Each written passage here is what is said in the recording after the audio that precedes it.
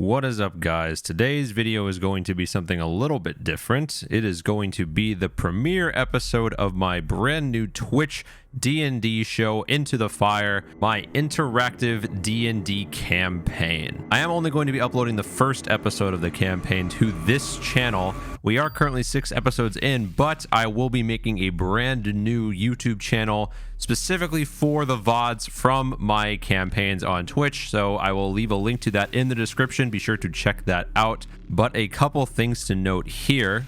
One, this is my first entry back into DMing games since before the quarantine period, so I am going to be a little bit rusty going into this, so just bear with me while you watch this campaign. I promise it does get better as we move on through the episodes. Second, most of these players are new or relatively new to Dungeons & Dragons, so if they don't understand a lot of rules, again, just bear with it. We try to explain the rules and everything that goes on with the game as it happens, so bear with me and the players. And of course, if you watch this and you like what you see, be sure to follow me on Twitch. The link to that will also be in the description, where I host this game every Thursday evening at 5 p.m. Pacific Standard Time. So without any further delay, sit back, kick your feet up, grab a drink, and enjoy the show. Ladies and gentlemen, boys and girls, it is time. Hello, everybody. Welcome to episode 1 of Into the Fire, my very first Dungeons and Dragons game hosted live on Twitch for your viewing pleasure. Now, before we talk about the game, we're going to go through and introduce all of our very fine players. So, with that in mind, let's get to that. Want to eat, you know? Hello. Like you shouldn't have people. Hello. Hi. Hi. Hello. Hey, what's up? Everybody, this is going to be your cast for Into the Fire for the next foreseeable future. So with that, let's go and introduce all of our lovely, lovely players tonight. Let's get started going down the line, starting with our most veteran player here, Commander. What's up? Yo, thank you for being here. How would you, of course, how would you like me to introduce myself? Let me tell them my favorite color, like I'm a fucking yeah, tell everybody just about you, what you do on Twitch, and then once we're done with that, we can run through character intros as well. Sounds good. Yeah, my name's Commander, also known as Marcel, also known as the most professional role player on Twitch, and I will be having a lot of fun in this campaign, trying out some new shit, including a new class, so that's going to be really fun. I run my own 2 D&D shows on Twitch, one new one starting up next week on Wednesday at 4 p.m. Central, 5 p.m. Eastern, 2 p.m. Pacific. That one is called Blood of the Immortals. It's a Greek mythology inspired campaign. And then on Tuesdays, I've been running a cyberpunk inspired campaign called Out of Time. So come in and tune in on those broadcasts when I go live on Tuesdays and Wednesdays. Otherwise, I don't really stream. But I'm here. Well, yeah, if you guys like Dungeons and Dragons content, I strongly recommend going to follow this guy here. This guy's got a stacked cast for Blood of the Immortals coming up next week. I'll be sure to be following along with that as well. Moving along, we have our next player, Ms. Micah Lightning. How you doing today? Meowdy. Good. I'm doing good. Meowdy babies. If you're from the Micah crew, drop some hearts in chat so I know who you are and that you're here and I can thank you for coming. I am mostly a candy streamer. I eat candy on my channel. We review all the newest candy in America. And lately we've been doing some candy from other countries. We have a bunch of Turkish candy and weird Japanese snacks coming up. And then we'll start eating all the V-Day candy. So we eat it, we review it, and then we chat and play games. It's a good time. It's a good time. This is my second ever D&D campaign, so I'm very much a noob. So bear with me as I go through this. I'll be playing as Yaja, who you'll meet very soon. Yeah. All right, fantastic. Yeah, twitch.tv/Micah Lightning, guys. And yes, most of the cast we're going to have here is going to be relatively new. Not completely new. We only have, I think, 2 new, like new, I've never played the game before players. 2 people who have played the game before but are still relatively new, and 1 veteran. So with that, we're going to move on to our next player, one of the new players to Dungeons & Dragons, Mr. Ziggy Buckets. Thanks for having me here, man. Yeah, brand new to Dungeons & Dragons. I'm super excited. Bear with me as I learn how to play it and indulge in my character. I'm a variety streamer. Right now, I am kind of getting off of my card game kick and going over to survival games. So I'm doing Animal Crossing, which isn't really a survival game, but I'm gonna start up some 7 Days to Die with some of my homies and slay some zombies and kill some people in a PvP server. So yep, love 7 Days to Die. Twitch.tv/Ziggy_Buckets. Ladies and gentlemen, next up, one of our more relatively new players to the game, Miss Cinnabon. Hello. How you doing today? Not too bad. I do have a question for Micah though. Would you sell out your entire family for some Turkish delight? Answer whenever you'd like. Anyway, yeah, I'm Zero, Cinnabon Zero. I play DnD on Buff Love and Stream too. That's on Fridays. I grew up playing, but it was definitely like all homebrew. So having more like structured is definitely fun. And then other than that, I stream like, I'm a variety streamer. I don't know. I just do whatever I feel like doing, and it's normally pretty fun. So, yeah. And if you have a Prime Gaming, I don't know which direction meta is. Oh, that way. Yeah. Yeah. All right. Yeah, speaking of which, thank you, Commander, for the Prime sub. He is not here, but that's okay. And last but certainly not least, Mr. Reswitch. I'm going to introduce both of what there is. I'm Reswitch, the artist formerly known as Resver. You know, I read cards, I play with hearts, and at the end of the day, we do a lot of fun things. We run a morning astrology show every day where we cover transits, as well as a Monday show every night where we actually bring somebody on and go over everything we possibly can. That is what I am. However, tonight we will be playing as Destinova, your humble, lowly human bard, just a little bit of a fart and a little bit more fun than that. We have many instruments and we're bringing in many more, so assuredly you will never find something less than wonderful here. Fantastic. Again, this is going to be your cast for Into the Fire for the foreseeable future, so get acquainted with all of these lovely individuals. But let's explain the game for a little bit. So, Into the Fire, for those of you in chat, and those of you, I think Commander would pretty much be the only one who would understand what this means. This campaign is going to be following the story of Baldur's Gate Descent into Avernus, the module from Wizards of the Coast. However, the twist being is that a lot of the encounters here will not be recognizable to anybody, because most of the encounters will likely be changed to feature monsters that I have come up with / encounters that I have come up with, featuring monsters from the Metamagix Monster Manual. So that is what this campaign is presented by. Into the Fire, presented by Metamagix, my YouTube channel. Go check that out. You guys are probably already subscribed to the Metamagix YouTube channel, because now I'll know how to get through all of these encounters. Exactly.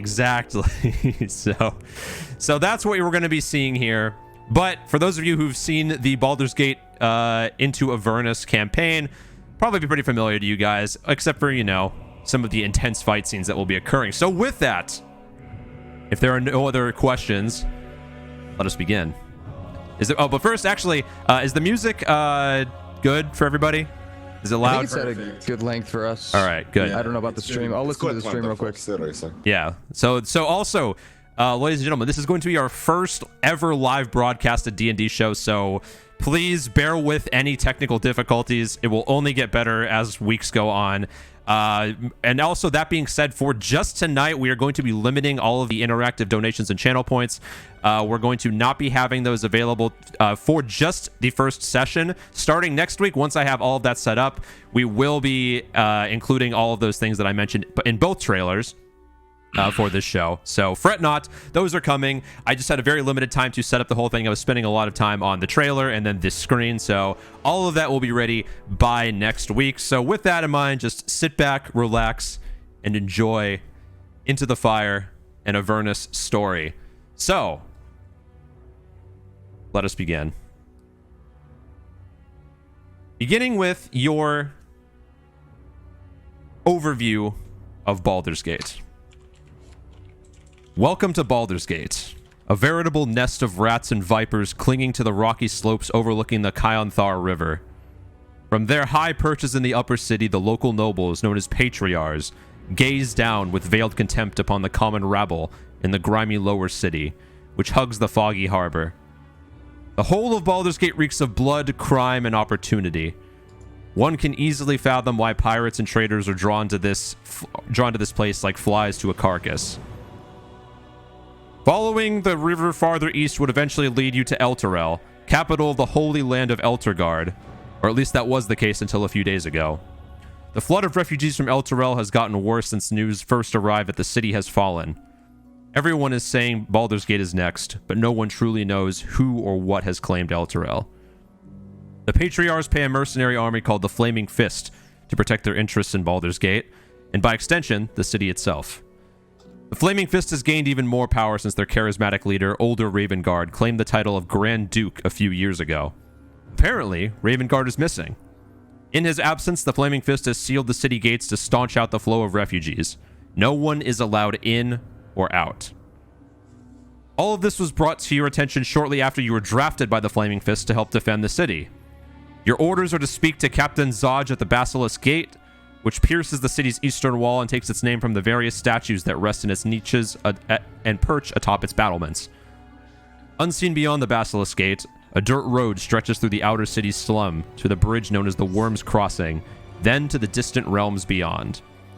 Dozens of Flaming Fist soldiers are trying to control an angry mob of commoners eager to leave the city. Armed with only a vague description of Captain Zodge, a tall man with long black hair and a leather eye patch, it takes you a while to find him. A fight breaks out between the soldiers and commoners, and you finally spot the one-eyed captain as he wades into the fray and begins throwing punches. Just another day in the City of Blood. So we can see him, right? Yes, you can see him. With this, we can go through character intros. What do each of you see in one another? What are each of us looking at when we are looking at you? We can start in the same order. Commander, what do we got?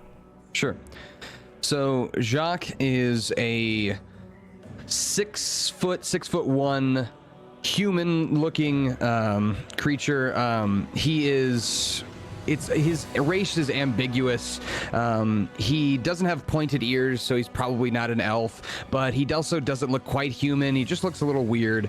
He's totally bald on the top of his head. He's got these interesting tattoos that come down from the top of his head over his eyes and then kind of down over his cheeks. They look like almost like spikes coming down. He wears a long sleeve black kind of overcoat that buttons up all the way as tall as what I'm wearing right here, this kind of runner's jacket. And he wears sleek black pants, shiny black shoes. And he stands out a lot in this kind of dirty crowd as someone who is very kind of pristine and kind of keeping his distance as he looks down at the people who are fighting all around him. He kind of raises an eyebrow in confusion and looks towards Captain Zodge and makes a confident walk towards him. Okay. All right. Very good description there.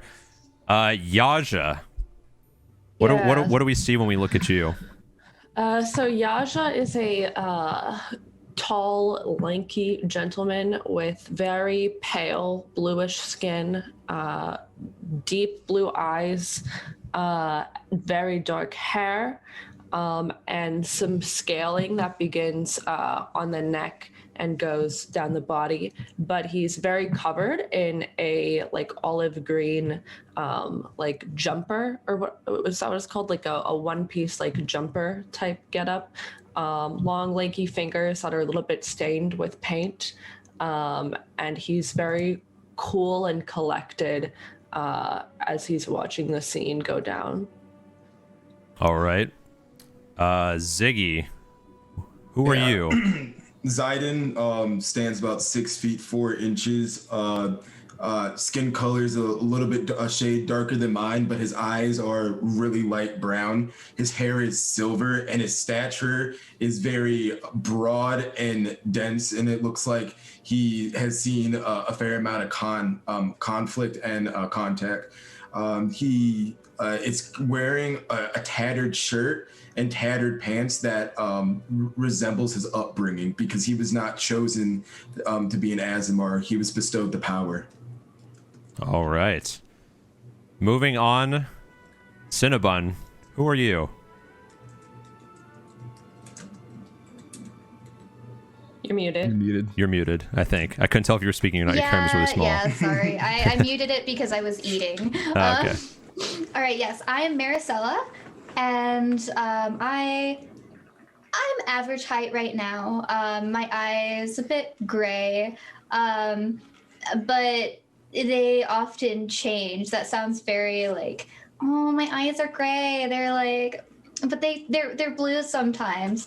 But in all seriousness, like my features, I change them quite often because I am a changeling. But right now, they're like a gray, mousy brown hair, mid-length, just not wanting to stand out, and just basic like leather armor, pretty cool boots though. And I'm a bit fidgety. Like I'm headed towards the general captain.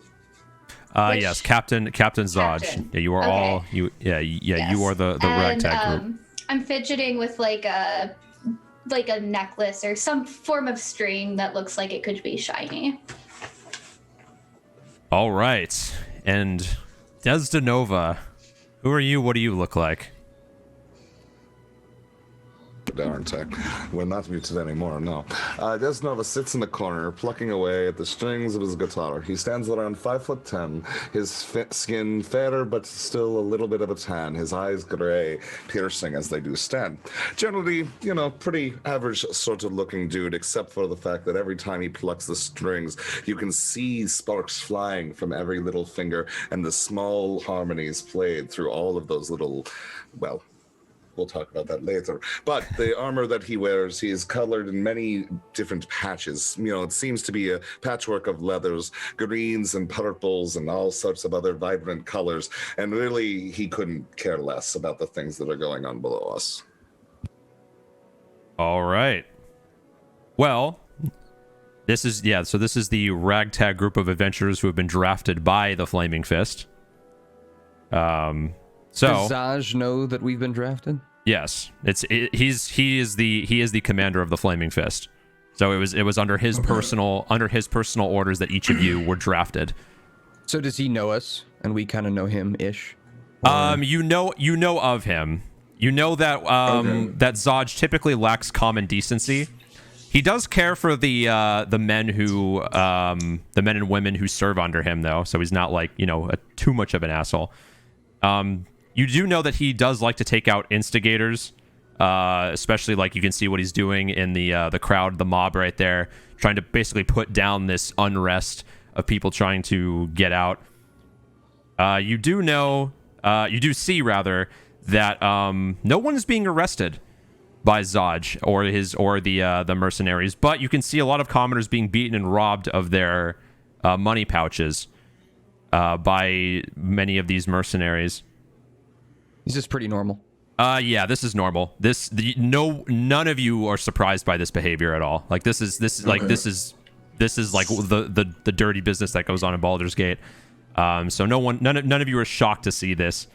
And because of this, you do know that the best way to deal with these soldiers or these mercenaries is bribery.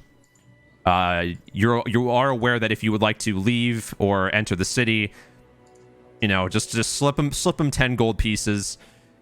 You'll be pretty fine just making your way in and out, pretty under the table.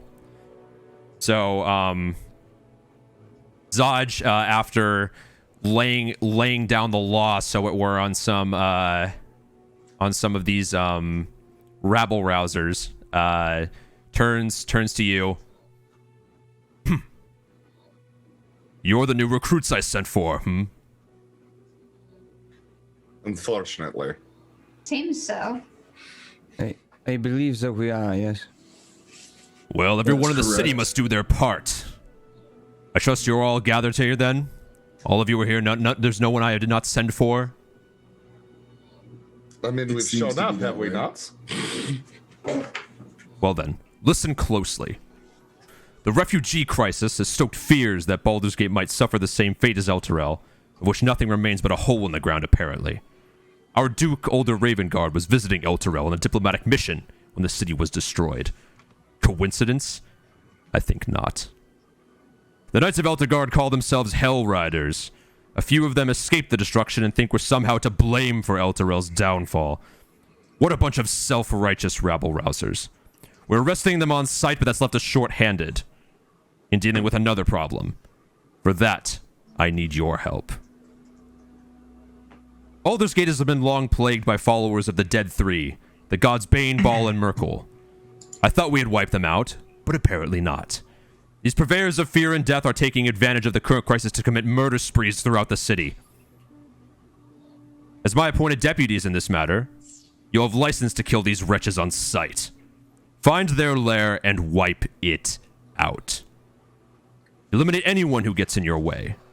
And don't worry about collateral damage. If you do what I say, I'll see that each of you receive 200 gold pieces in addition to my gratitude, which is worth considerably more. A few blocks from the Basilisk Gate is an Elf Song Tavern. A spy named Tarina hangs out there, gathering rumors for the guild. She owes me a favor, so tell her you work for me. Ask her what she knows about the Dead Three, and for the love of Baldur and be nice, Tarina has some dangerous friends. Are there any questions? Zaj narrows his eyes at you, Jacques. Jacques kind of like his eyes are like furrowed and his eyebrows are furrowed and he's been like that for a good 30 or 40 seconds now, and he says, "You said that your gratitude is worth money. Is that right? How much?" You You said will it be is more paid. valuable than gold. Yes. In this city, having a good reputation is everything. You can't really put a price on that. But you will still be compensated financially as I have stated. So 200 gold pieces, and then your gratitude is worth 200 more gold pieces? Or I am confused. This is not normal for me. He slightly tenses his fist, still just staring you down blanketly. Jacques looks genuinely confused. Is it 200 each? Any other questions? Yes, 200 each. I take a step forward to show that I'm going to ask a question, and I proceed with, do we know what we're up against? Do we know the weapons that they have, stature, abilities? These rabble-rousers carry not too... They're basic. They don't possess any magical powers, but they do... basic weapons still hurt, as you can tell. And he points to the... He points to like the bruised and beaten commoners that are just sort of like being like attacked by the mercenaries. So, and then Yes. he remains silent from there. I would not like to be stabbed by that, yeah. No Anything else? He eyes each of you. stabbing. Do you think I might be able to take a lock of your hair? For good luck. Me too. That is something we do? No, this is my thing. Oh, Come, you come. never mind. I do not want your hair. You can have. We can share. You know, you can have it. You can have it on Tuesdays, Thursdays, and Saturdays. I'll take it the rest of the days. You know, we'll even let Yasha take it on the one of the days or something like that. He looks at you, Bard, just sitting sort of towards the edges of the group. You complete this task, and maybe I'll consider it. I flip my eyes and I say, well, I'll complete some tasks for you. I'm sure of that. As you're having this conversation, one of the one of these commoners that's trying to get out just rushes past him, and he just knocks him down with his just shoulder punches him and knocks him out. Is there any other business, or can I go back to my business? I'm going to leave now. And Jacques just like turns around after announcing he's gonna leave. I look back and follow Jacques and to proceed with the business that we have just been given. All right. A little kiss on my way out. Okay, so as you can see on the screen is the main map of Baldur's Gate. It doesn't have all of the landmarks and like building specific areas in the city, but this is basically the layout of the entire city: outer city, upper, lower city, etc. Okay. So and he there's said, that for you. We're looking for rabble rousers. You're right. He tasked you with going to the Elf Song Tavern to meet with a spy who probably has information on where you can find the most compact, or I guess like the main base of these cultists. And do we know where the tavern is? You've been here long enough that you could find your way. And I guess my last question is, how familiar are our characters with each other by now? I would say at minimum you guys like had like a little bit of the day to like get to know each other. So like you're still fresh faces, but like you've been talking for a little while. Like no more than a day, but like, you're familiar enough. Okay. All right.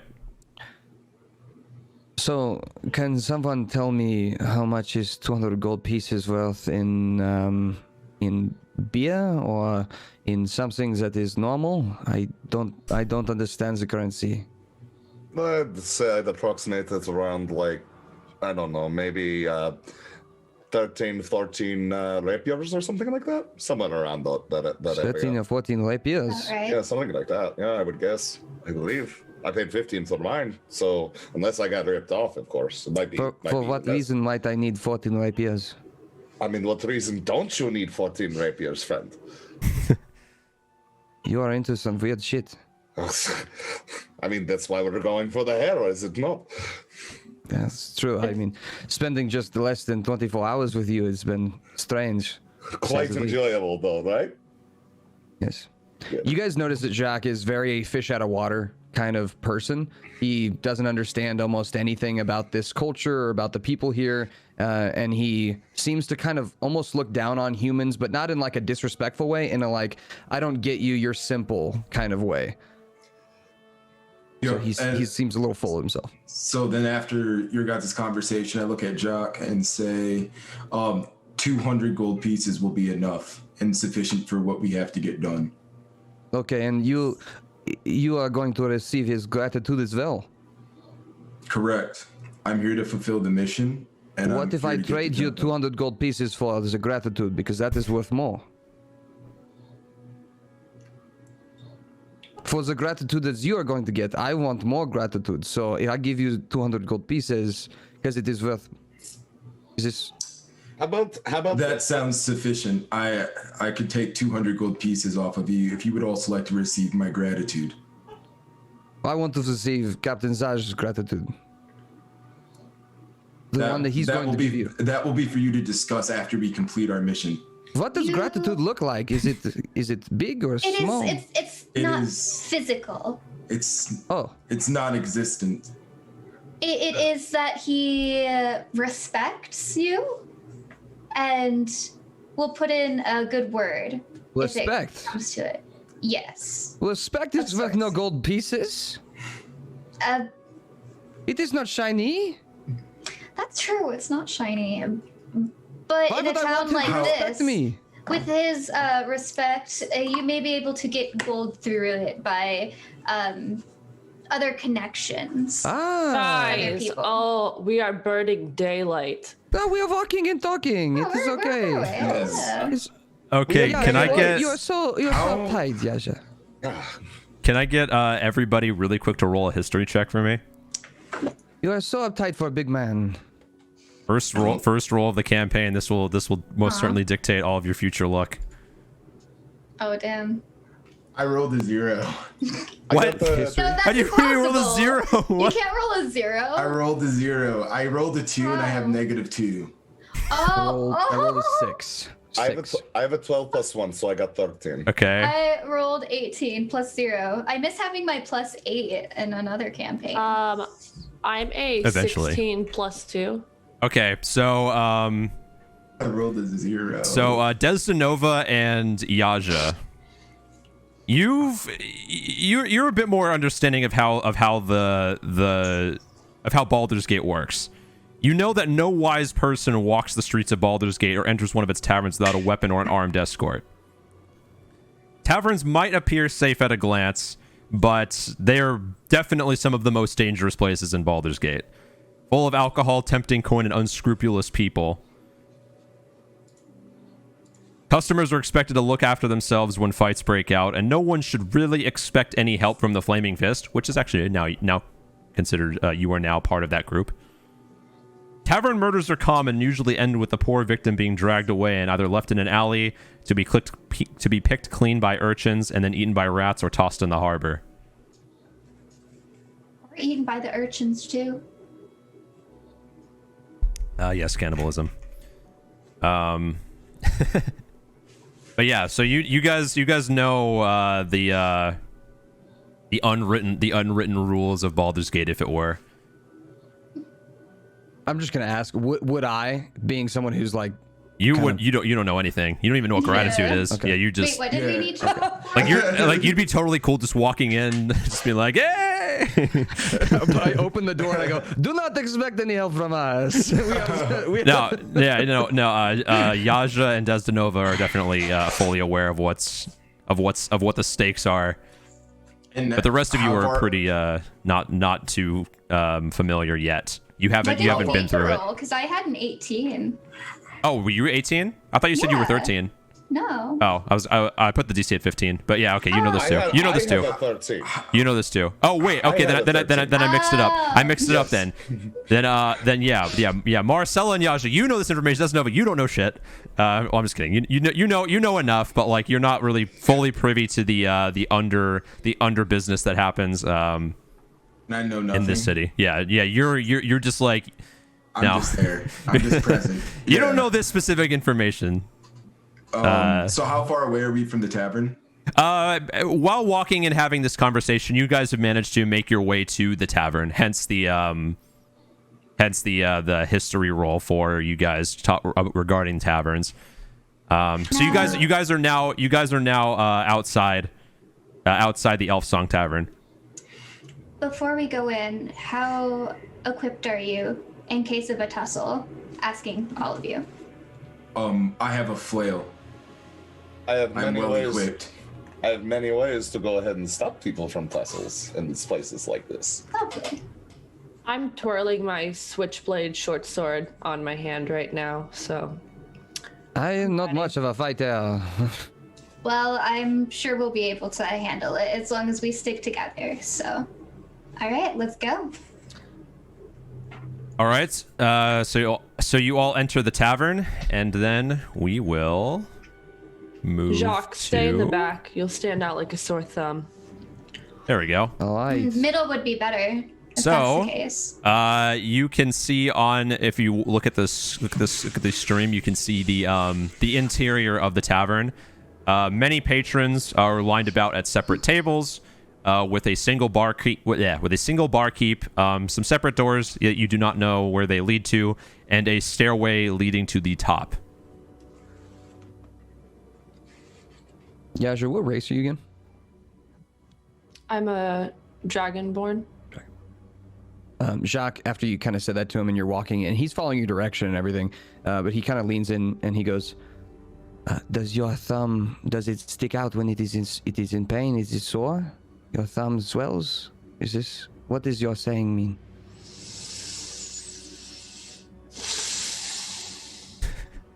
Okay, I will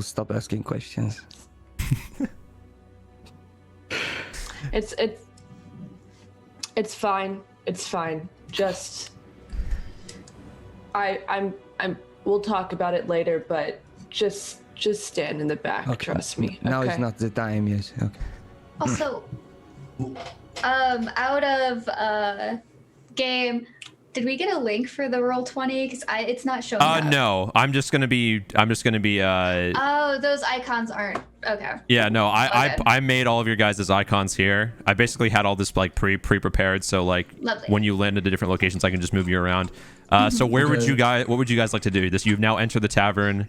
Plenty of, like I said, plenty of patrons. Barkeep. Stairway leading up, and a couple of doors leading to separate extensions of the tavern. And we are looking for who again? You were told to look for a spy Tarina. named Tarina. And could I use divine sense to try to find out? You would because Tarina was was Tarina did Zodge tell you what type of race Tarina was? Because if you would know that Tarina's probably not a celestial, fey, fiend, or undead. Okay. So No, you would okay. probably know to not do that. Okay. I was trying to detect whether if she was good or evil. Oh, detect good and evil is entirely separate than divine sense. Oh, okay, got you. Should we ask someone? Yaja is walking up to the bar. All right. I'm gonna stealth out for some sort of stage. There you go. I know where I'm at and I know what I do. I want to speak to the bartender and roll. And would it be an investigation? Well, what do you want to do? And I'll tell you what to roll. I want to tell the bartender that we're looking for Tarina. She's a friend of a friend. The bartender is just he's from what you can see in front of him, you can see a half elf. He looks pretty, by half elf standards, pretty middle aged. He looks before looking up, he uses, "Who's that?" And then he looks up, sees the badge that Zodge gave you, because you were all given badges for the flaming fist, and he just without speaking any further, just motions you upstairs. I'll follow. Thank you, sir. I follow Yaja as well and look back at Jacques and say, "Stay near me." Okay, so you all head upstairs. Actually, Jacques, as you say, like stay near me. He kind of furrows his eyebrows and he says, I am not the kind of person who likes to be in a space that is small and has no escapes. So I will watch our back and I will stay at the bottom of the steps. Okay, so you're gonna stay downstairs? Yeah, he's not gonna know what the fuck they're talking about anyway. So he's just gonna watch everyone's back and make sure nobody goes up the steps that might be bad. Yeah, that and works. I respond to Jacques and say, "Proceed." Jacques, if somebody tries to come up these stairs, what are you gonna do? I have a way of speaking to you that is, I can do it from a distance. I can warn you. Interesting. Okay. And I'll proceed back up the stairs. Okay, so there we go. So, going up to the top of the stairs, you see a pair of long tables with various patrons sitting at each of the tables. People of various races. They're playing some sort of game. Everybody make a everybody's make a general intelligence check. So just a general intelligence check, not any specific skill. So just Everyone upstairs? everybody upstairs. Yes. Got it. 6, Yeah. 9. 11. 9, 11. Nice. 6. Oh, okay. So you guys, We're not a very So, smart crew. Zidon, this game looks a little Zidon. Zidon. You pronounce it differently in your initial thing. Zidon, you recognize this game as something you've seen before. You can't quite put your finger on it, but everybody else, you've never seen this game before. So, can I ask somebody what this game is? Okay, so you hold on. Why can't I click on you? Okay. Strange. Oh, it was the reveal area. Okay, so you so who do you want to talk to on here? I kind of like this knightly character. Okay. So you walk up to this this figure, and he's very sitting intently, just looking at some dice that are laid out on the table. Mm-hmm. I ask, could I persuade you possibly to explain what's going on here, friend? Oh, you've never heard of Baldur's Balls, have you? He immediately just shoots up from the table. He is very intrigued in talking to you right now. Like, he was so concentrated on his game, but just your interest in the game clearly just broke him out of whatever concentration he had. He's now just staring at you. Quite the spry little one. Absolutely. Tell me everything that you know. I'm so very interested. Oh, you haven't played before? Never. Okay. Do you have some dice? He shows you the dice that you would need to play the game. No, but do you have any extra? I would love to play. Oh, of course, you can borrow mine. And he slides his dice over to you. Okay, now after I do this, what do I do? Okay, so I have dice. After getting some strange looks from the other patrons who are playing the game, he quiets down a little. Both of you getting the strange looks. He quiets a little bit. Okay, so here's how you play. How much gold would you like to bet? Do you just want to test? I'll just put like $2 down. Is that okay? Is that yes, okay, of course. Cool. Okay, and so you just slide the 2 gold into the table. So, okay, now roll these 3 dice for me. Okay. Go ahead. Okay. So just roll. I don't know if there's a function for it, but just roll 3d6. There isn't a function for that. In Google, put roll 3d6. Yeah, there you go. Do that. I got it. Shit, I made a G instead of a D. I got the 14. Okay, that's 14's not bad. Then you see he rolls 3d6.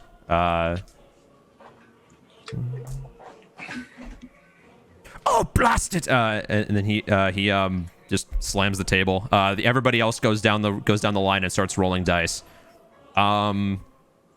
Destinova, would you like to make a perception check for me? Sure. 1 second. Yes.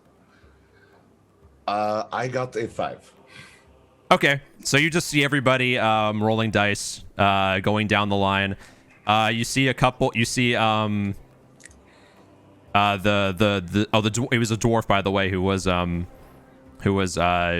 teaching you how to play. He rolled very bad.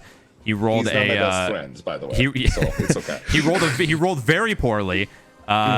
You couldn't really see everybody else's rolls, but based on the looks they're all giving of satisfaction, you can tell that they probably rolled pretty well.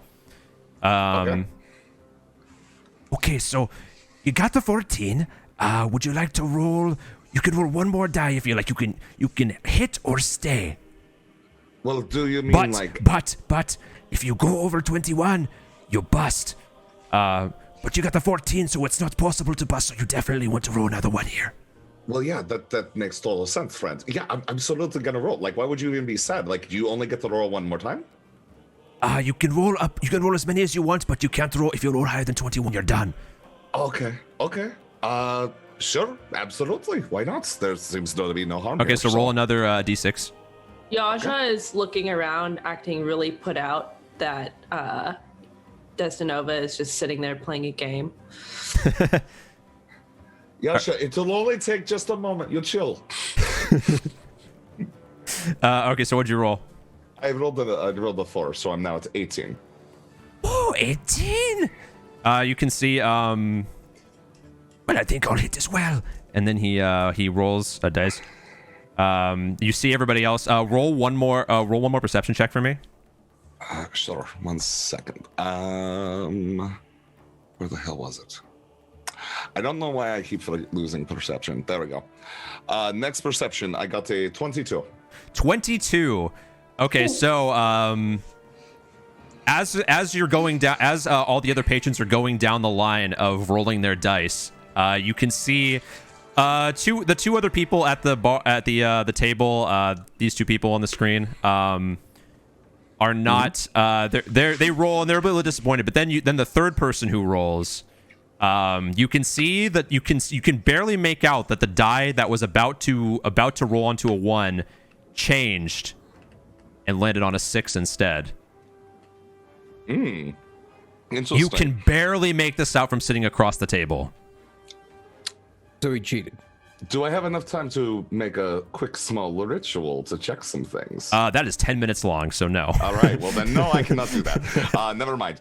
I go ahead and I say to my dwarf companion, does that one there, does he do some weird things? Does he seem to win quite a bit? I don't know what you're talking about. I didn't see nothing. Well, it looks like to me that something was once one thing and now it's another, and I'm just checking with you. I mean, I'll take your word for whatever it is, but, you know, I thought we could be friends. 21. You hear the patron whose dice you saw do a little finicky business. Open her arms and just scrape all of your gold into the into a pile for herself. I nudge like my little dwarf friend, and I just say, you might want to find better people to gamble against. This one seems like a little bit of trouble. As I walk away from the table. Okay. He just hangs his head down in disappointment. All right. So now, what would you guys like to do? I'm gonna look over at Destinova and ask, what is the context of the game, and have you found any information about the person we're supposed to find? No, I didn't find anything else about the person. I'm going to be honest with you. I barely understand this game to begin with. But I do think that there is one that sits across the table that we should not trust. It's like a, do I know their names or no? No, you've not been introduced to anybody's names. What would the person look like? Is there any way I could describe them? The one that I think is the liar cheats? Yes, you... The lie or cheat, yes. I said liar cheat, not lie or cheat. Liar. Liar cheat. Liar cheat. Ah, yes. You can see that it is a sort of young, like in between young and middle aged human woman, who's wearing like a thick cloak, very heavily dressed around for what you think would be like cold weather, but doesn't really seem. I say to the party simply, don't trust the human over there. I know humans. Okay. I'm one of them. Don't trust them. They're no good at all. And so the context of the game, what do you know about it? It looks familiar to me, but I can't grasp how to play. Yasha walks up to the table, interrupting them. And announces to the group. Okay. We're looking for Tarina. Zaj sent us. That old bag Zaj. You can see the woman who Destinova recognized as the liar cheat. Sort of push out her chair and just sort of get comfortable. What does he want this time? He said that you would have information about the dead three, and I think you owe him a favor. That I do. Tell you what. You stick around for a little while and help me with some old friends of mine who may come looking for me, and I'll tell you everything you need to know. We were told you owe Zaj a favor, not that we owe you a favor. You want my help? This is my price. How long She's do you just... think it'll take? Oh,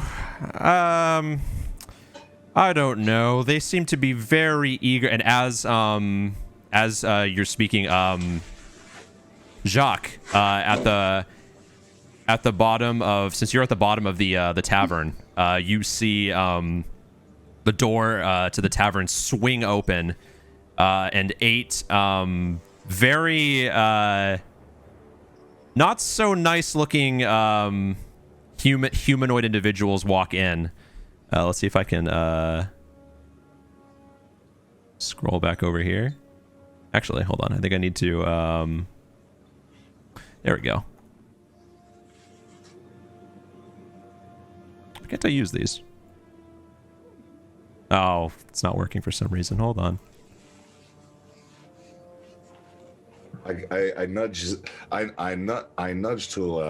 Zidon, and I say, they're a little bit fierce, aren't they? It seems to be so. Well, you haven't seen this yet. You guys are still upstairs. Only Jacques being at the lower floor. I was talking about Yaja. Yeah, it seems to be so. Hopefully she can hold her own on the battlefield. Oh, I'm sure she can. I'm sure that I'm believe it's- slightly confused as to why I okay, can't you're move right. these. Why can I not move these? Key. I think they. Micah, right? Hey? Yasha? Yeah. They? Yaja's pronouns are they, them. Okay. But occasionally Yaja will refer to themselves as he or she, but yeah. And Listen, man. Meta, if we want to do certain things, we just DM you on Discord, right? Well, you can, sure. Okay. That's fine. If you want to keep it. This is from the true roll us. 20. Yeah. I'm trying to figure out how to move these tokens. I don't know why it won't let me. Okay. It's Oh, fine. that's weird. It's fine. We'll improvise. Okay. So, you see these 8 figures just sort of stomp on into the bar. You see one of the biggest individual of them go up to the barkeep without saying a word, slams down his short sword. And if you could make a perception check for me, Jacques. Sure. 20. 20. Wow. Okay. So you can barely hear the conversation in between, very short conversation between the barkeep and this gentleman. So where is Tarina? You can barely hear it out. So you definitely know that these individuals are now looking for the same person you are. Okay. The barkeep takes one step back and is pushed up against the back wall, and he motions similarly to how he did for you guys upstairs. Okay. So I didn't want to interrupt anything that was going on, but I was hoping that when they were upstairs playing the dice game, I could have a conversation with one of the patrons in the bottom of the bar before this happens. Sure. Is this possible? It's sure, go it's for not it. going to affect this situation at all. But Jacques is kind of clueless character, so he is not going to realize that this is a kind of a weird question, but he's going to just go up to one of the nearest people near the steps and just say, "Have you heard about the Outriders, the skelly things that took out the city across the way?" Oh, I don't know about those Hell Riders, but all I know is the Flaming Fist is decapitated. There's no way they'll ever find him. The captains have already started bickering over who should be in charge of the Raven Guard gone. They'll be lucky if they can find any of the people they're looking for. Well, that is more information than I had before, so I appreciate it. What is your name? I actually have that here. Scroll de Fane. Pleasure to make your acquaintance. Screw the Fane. My name is Jacques. He moves to shake your hand. Jacques just stares at his hand. And Jacques then puts out his hand in the same manner, but doesn't do anything with it, just like in his face. Yeah, he motions to try to make this you know how like when like the awkward moment when you're trying to like fist bump and then they try to shake your hand. Yeah. He's like trying to avoid that as best as possible right now. Like I kind of pull away as he goes to grab it, but then I let him grab it and he just shakes my hand. Yeah, and he just for a second, he just uncomfortably just he's gonna sit back down. And then that's when the door flies open. All right, and then we're back to where we were. Okay. Yeah, so now we're back to there. I just wanted to see if I can get some information in that time period. Okay, so I will use my telepathic speech ability that comes with my sorcerer. All right. And I will speak to probably Yaja, who seems like the leader. So Yaja, in your head, you hear, "You have company downstairs." This is Jacques, by the way. There are 8 of them. They are very big. I am not going to stand in their way. And then that's all you hear. You and I can talk telepathically. You can talk back to me in your head for 1 minute. In my head, I'm just going to say, thank you, Jacques. Thank you. I appreciate that. You do not need to sigh in your head. It is something that it is not necessary. It's not something I can help. This is a medical condition that I do not know about. Thank you, Jacques. Thank you. You are very welcome. Okay, so I'm gonna say to Torina, it seems like your visitors have just arrived. What would you have done if we hadn't been here? Oh, probably would have skipped out one of the back entrances then. But like I said, help me with this little problem and I'll give you anything you want information-wise. Little problem, there are 8 of them. You look like very capable individuals. How's what's going on? Yeah. So as you're having this this conversation, I'm just gonna actually, since I can't move the things, I'm just gonna take all of the tokens from the bottom area and move them to the top area because I haven't used this in a while and I don't know how to move the actual things properly. So, and then Jacques will follow behind them at a distance up the stairs. All right, so Don, you and Marcella are actually like you since Marcella, you're actually at the foot of the stairs. You can see these people coming up. Is there anything you would like to do before they arrive? Either of you, because both of you can see this.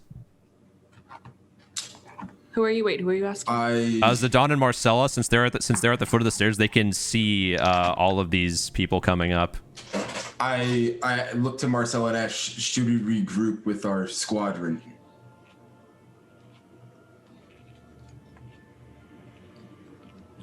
Marcella. Sorry, I was muted. I thought you guys were saying Marcellus. Nope. No, okay. It's Marcella. So I didn't hear. Anyway, where would be most convenient to fight? I feel like up here would work. I am next to them because I am talking to Zidon as well. Oh yeah, so you're all here. I thought we were like all kind of within earshot. Well, yeah, you are. What I'm saying is Yaja is the only one who walked up to the table to talk to Tarina. The rest of you stayed at the foot of the stair or at the top of the stairs. Yeah, I came back. So if there's anywhere you want to like reposition yourselves, can I? Yeah, I'll walk over by. I tell them, people. guys, just step back a little bit. I think I've got something a little special for something like this. So like against the wall. Just get out of All right. in front of me. So Just get out of my way. All right, let's get behind him. Yep. So I will anyway. Yes, and I will reposition next to Yaja. All right. You are here. Okay. So where are you going, Maricela? I can't see the screen, but I'll just go like behind Reswitch somewhere in there. I'll be going to the top of the stairs. Oh, okay. Okay, right here? Directly on top of the stairs. Yeah. Like, as if you were to see the steps at the very top of them, I'm going to be on the top step, looking down at them. All right. So as I frantically change all of their values, there we go. Okay. Lovely. Tarina, why are they after you? I'll tell you that after we take care of them too. I don't have to fight them. I can let them come at you. Okay. Well, as you're having this conversation, the main figure gets the top of the stairs. Tarina! As you can hear shouting, barely breaking through from the bottom floor as these figures make their way up to the. Before he crosses the threshold, Okay. I cast Color Spray. Okay. Yes, I'll be casting Color Spray. I get a 15-foot cone, do I not? Yes. Is that okay? All right. So that would hit these two. I love color spray so much. Yeah. So Okay. So You please explain color spray. He will. I'll be rolling roll 60-10. Total is how many hit points of creatures the spell can affect. all right. So roll 6d10 for me. Okay. It blinds people. So it sprays paint in their face, basically in their eyes. It's basically pocket sand, but a little bit more vibrance. Yeah. It's a cool spell. Very cool. I Spell. rolled 27. 27 total hit points. Okay, so yes, that will affect both of the first two people that are coming up the stairs. So what is the is there a save for that? Let's see. Starting the creature that has the lowest hit points, these creatures are affected by the spell is blind until the end of your next turn. Subtract each creature's hit points from the total before moving on to the creature with the next lowest hit points. No, there's no save. Actually, There's no save. It's like sleep. Yeah, it's like sleep. Okay. Yeah, there's no save. Yeah, I just pocket sanded the hell out of these guys. Okay. Okay. So depending as on their you HP is how many is affected. So yeah, 27. okay, so as the top the top member of these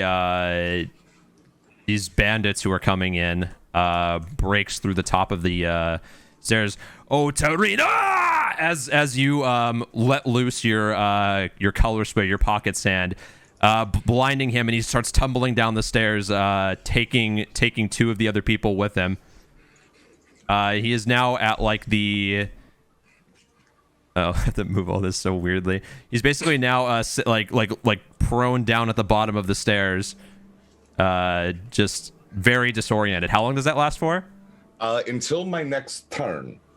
So I would assume that we get a full round of combat before that, right? Yes, I can call this surprise round. So what would the rest of you guys like to do during this while this is happening? How far away am I from the stairs? Okay, so you are right here. So you would be 5, 10, 15, 20, 25 feet until you would get to the main the Bandit Captain. So I'm okay. Can I move myself within striking distance, so 5 feet of the top of the stairs? Yeah, so you can be like right here. Yes.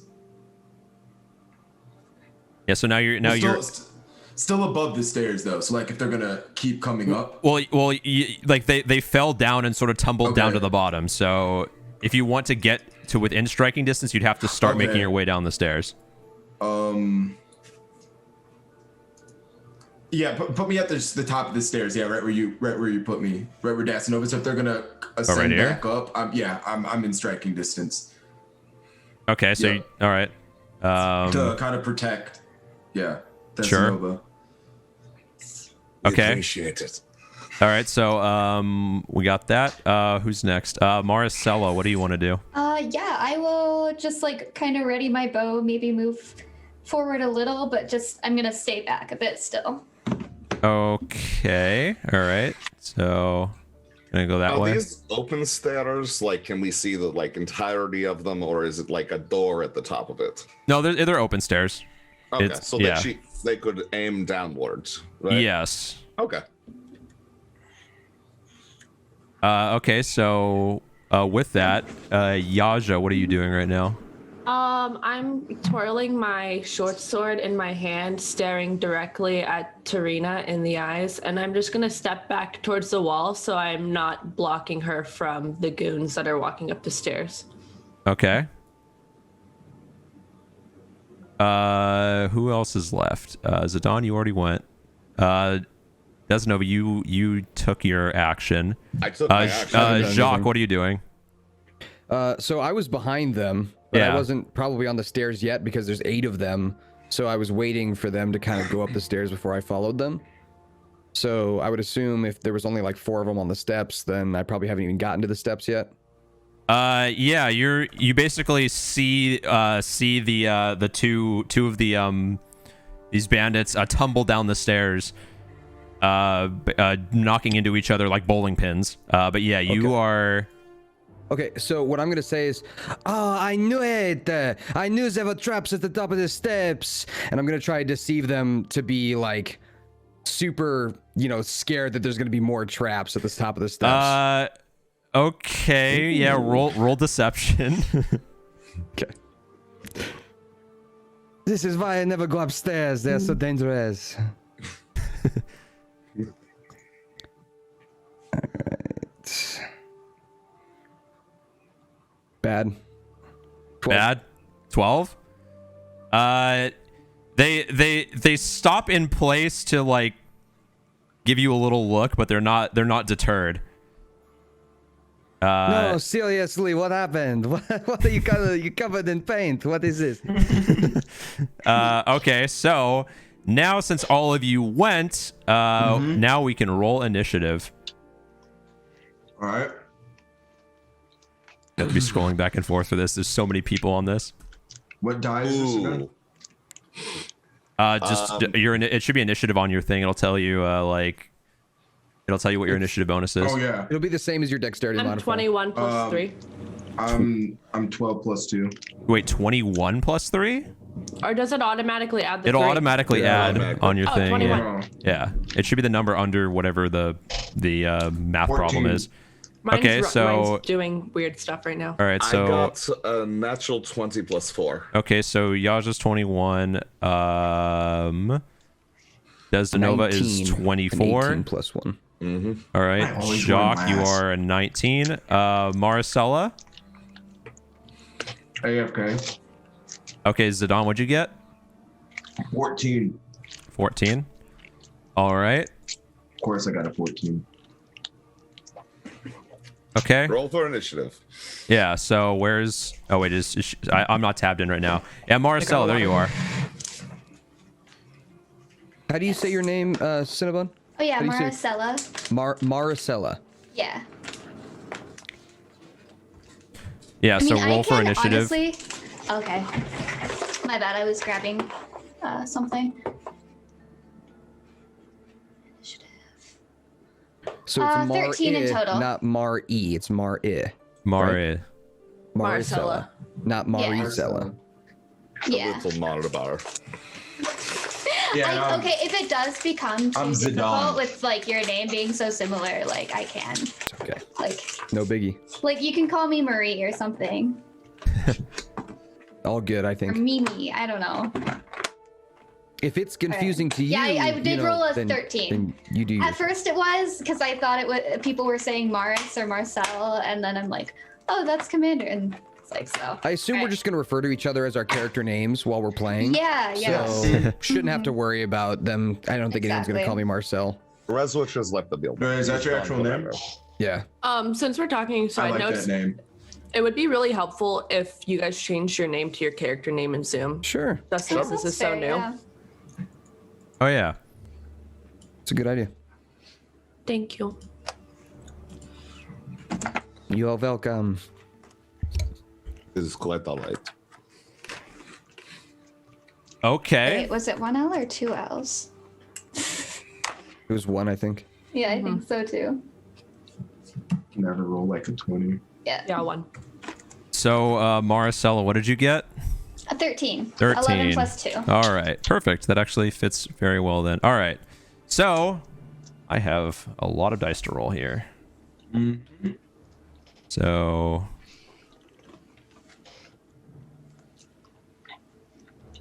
Could I safely assume that my character is kind of out of this right at the moment? Like he's in combat, quote unquote in combat, but he's not with them type thing right now? Which is what he was trying to avoid in the first place. Yes. I'm just kind of like a bystander, but Sure. I'll make my move when it's right. Works for me. As I get all of these. Okay. That's just... This is just mean. I'm trying to get all these... There we go. Micah. So good, right? Those are my favorite candies. The white rabbit. Mm-hmm. Mm-hmm. I love those so much. Good. Oh, I got some of the flower ones for you. Okay, Desdenova, you're definitely going first. So what do you want to do right now?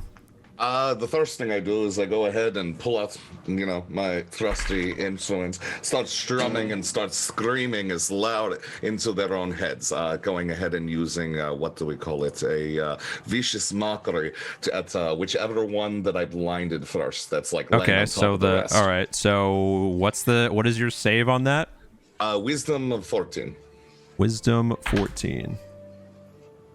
All right, he fails the save. So Excellent. So he takes a 1d4. Okay, how much? So roll roll your 1d4. He takes 2 damage, and I just go, you look like you don't have the eyes now. You look like sheets. And that's the 2 damage. And then for my movements, I'm going to just step a little bit away, saying to Zidon, don't worry, I've got a little bit for you too. And then I bonus action use Bardic Inspiration on him after I move about 10 feet away towards Yasha. Okay, so I think at level 1 that's a d6, right? Yes, a he gets d6. All right. Yeah, he gets a. So Zidon, you now have an inspiration die. So whenever you make I think it's just an ability check, or is it also attack roll? It should one say ability check, attack roll, or saving throw. So whenever you make any of those, you can also add a d6 to that with whenever you want for I think 1 hour or something like that. One time, you get it one time. Yeah, 10 minutes. one time. He gets 10 minutes. 10 minutes. Okay, so for the next 10 minutes, you can add a d6 to any of those rolls you want to make one time.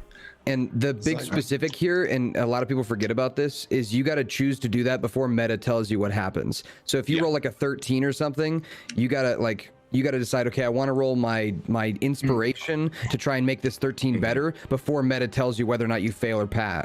Yeah, you don't get to know whether your roll before then passes or fails. So Okay. Yep, keep that in mind.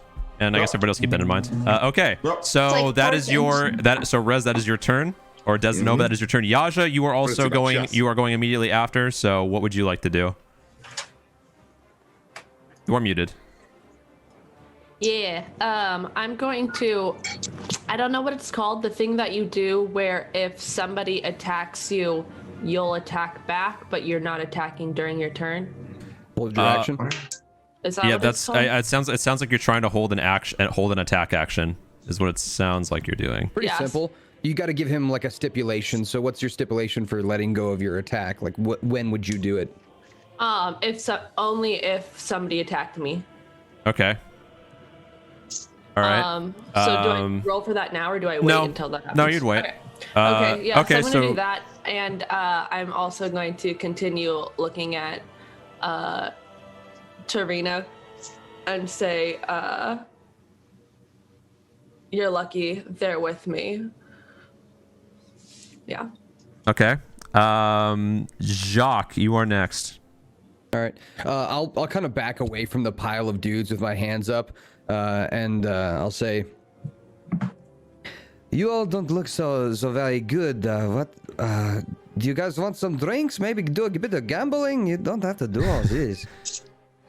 Okay. Are you trying to? Not necessarily. If you have All one right. of them that feels like they would like, this could be a nice way of me getting like one of the 8 off, off the ring to just come and hang out for a second. Or you know what I mean? Like, this is up to you whether or not you want them to react to this. I'm not trying to actively persuade them.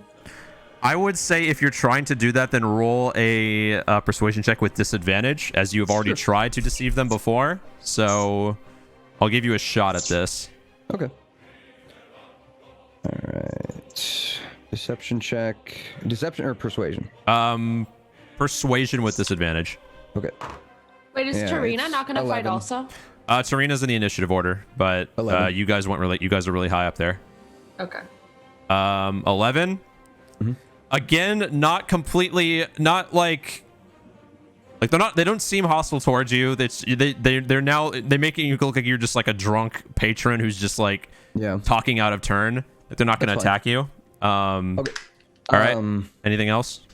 As a bonus action, I can choose a creature within 30 feet of me and speak telepathically with them. Can I see up to the top of the steps? Anyone of our party? From where you're standing, I think you can barely see like Zidane feet, but like other than that, no. Okay. Would you say that am I within 30 feet of him? Yeah, you're within 30 feet. Okay. So Zidane, If I use the Z-axis. In your head, you hear, this is Jacques from downstairs. I'm going to hold my distance. I'm gonna reply, how many more are down with you? There are 8 of them. In total. Included. Okay. Okay. I will try to eliminate as many as I can. And I will back you up as best I can. Thank you. Oh, you are very welcome. He's very polite. Yeah, of course. I love it. All right, so is that your turn? Do you want to move anywhere? I just wanted to back away from them there at that point. Okay, so like 5 feet, 10 feet? Sure, we'll do. Let's see. Bring me over to the bar, like the corner of the bar. All right, so right there. Have a drink. Okay, sounds good. Okay, so actually, I did not hold on 1 second. Oh yikes. Okay, so with that, who's next? Zidane, yeah. What are you doing? I'm gonna take my flail out and then go into striking range, so within 5 feet, and then Okay, so you're walking 5 foot forward. All right. Yep, So you are attacking a prone target, which means you have advantage on your attack. So right click on whatever your attack is and go at advantage. Yep. Meta, can you move my character 10 feet away? My hit die. No, it should be on your list of actions. It should say like. Yeah, my attack. Okay. Yeah, it'll be to hit, and then just right click to hit, and then it'll say at advantage. 25. 25 to hit, that'll do it. So roll your damage. You're gonna click on the button that's damage next to it. Yeah. 10. 10. Wow. Okay. All right. So Looks as like you, Max. as you land your flail down, just cracking through the armor of the bandit captain, you can just hear a crunch, and it like cry out of pain. It's pretty substantial blow there. What do you want to do now? I'm going to. So there's 2 more down. The second one's blinded. Can I move 5 feet back into my original position? Yes, you can do that. Because they are blinded, they will not provoke an attack of opportunity on you. So there's 3.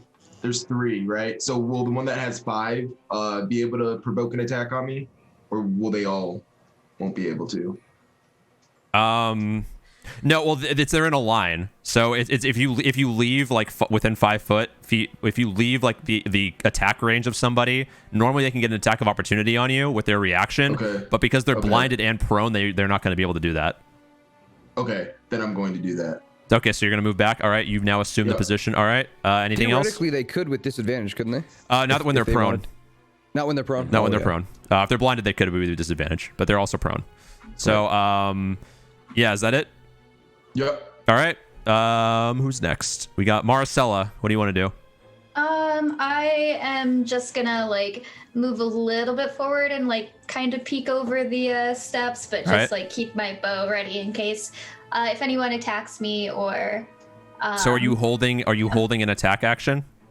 Yeah, just like shooting with the bow. Okay. What trigger do you want to set for that to use that? If I'm attacked, and should I do it if anyone else is attacked? That's up to you. Yeah, if someone else is attacked, if me or one of my friends is attacked. All right, you'll let the action go. All right, sounds good. So keep that in mind. Now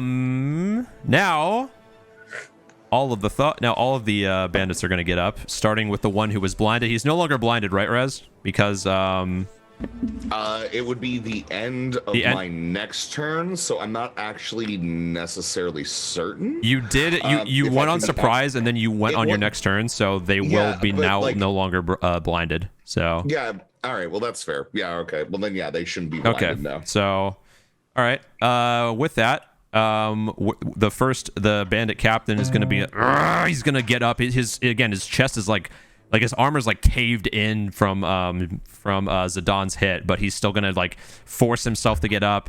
He's going to rush over to Zidon and try to take a swing with the oh, never mind. He's going to try to take 3 swings at you with his scimitar. Or 2 with the scimitar, 1 with the dagger. That is going to be a... What is that to hit? Oh, there it is. 15 to hit. What is your armor class, Ziggy? 18. Okay, 18. So the first one's going to miss. You're just going to parry the blade away with your shield. Yeah. He's going to try to attack again. That's going to be a 21 to hit. That will hit you. Okay, for 3? Well, for I need to roll the damage. I need to roll the damage. Good. Sorry. That's going to be 9 damage. You rolled max slashing. So after you parry the first, he's gonna turn around and slash at your side, just carving into your torso. And he has 1 more attack with his dagger that he's going to make. So he's gonna like drop the blade and pull out the dagger and try to make a 3rd swing at you for an 18. That is my armor class. All right. That is going to deal 2 damage. Okay. All right. So he's gonna just stab into your leg with the dagger he's lower than you, so he's gonna take a solid stab at your leg.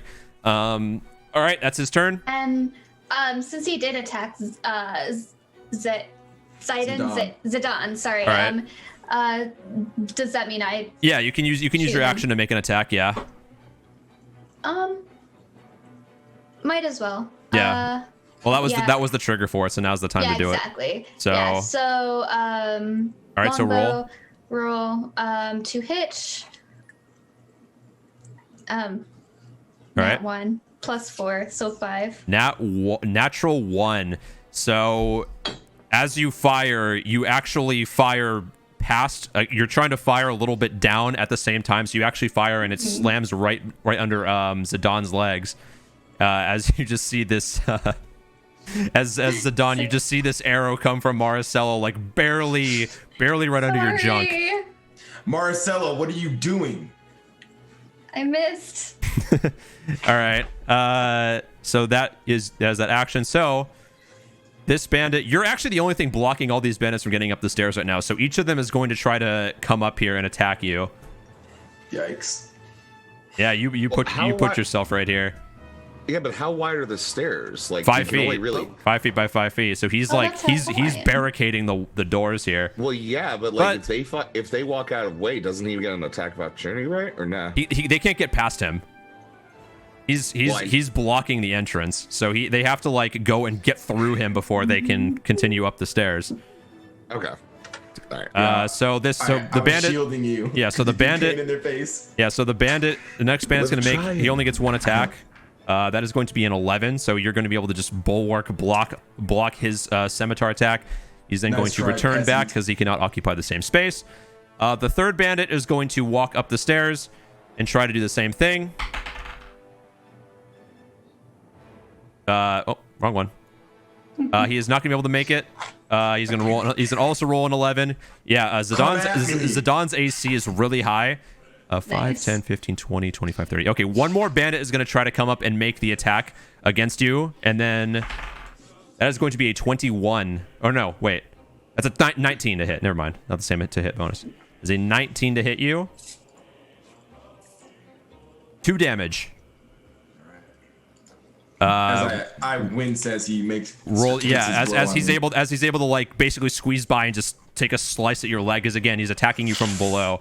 So you're taking a good amount of hits here. He's gonna move back to his position, and none of the other bandits can actually get up the stairs without occupying positions. So that's gonna be the end of all of their turns.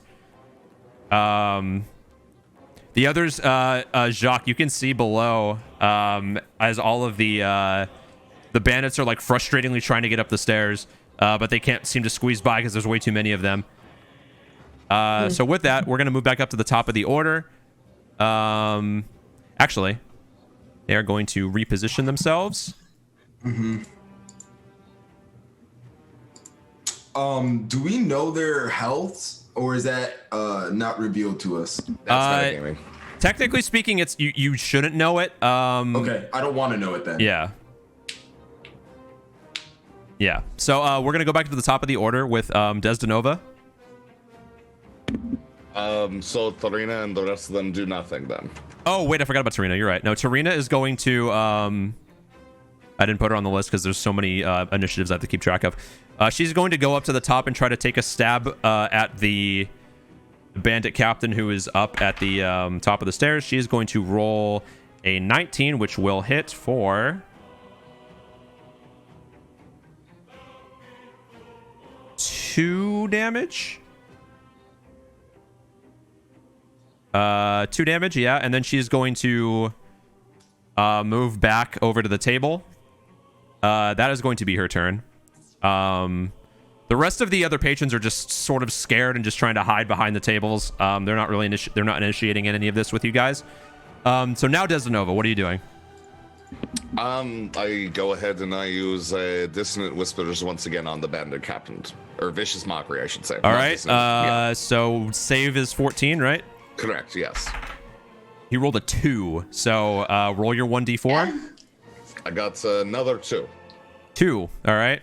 And then I am going to prepare Healing Word, only to be used if Zidon the Strong does fall in battle. I have song for him. All right. It is that thing, but we go ahead. And I'm going to prepare that if he does fall. Oh, you can't. So you already took an action. You can't ready another action. You would have to do that. You cannot ready a bonus action. You cannot ready a bonus action. All right, then. Never mind. That's fine. Yeah, that's fine. Everything. Yeah, I'm good after that. So we're good. All right.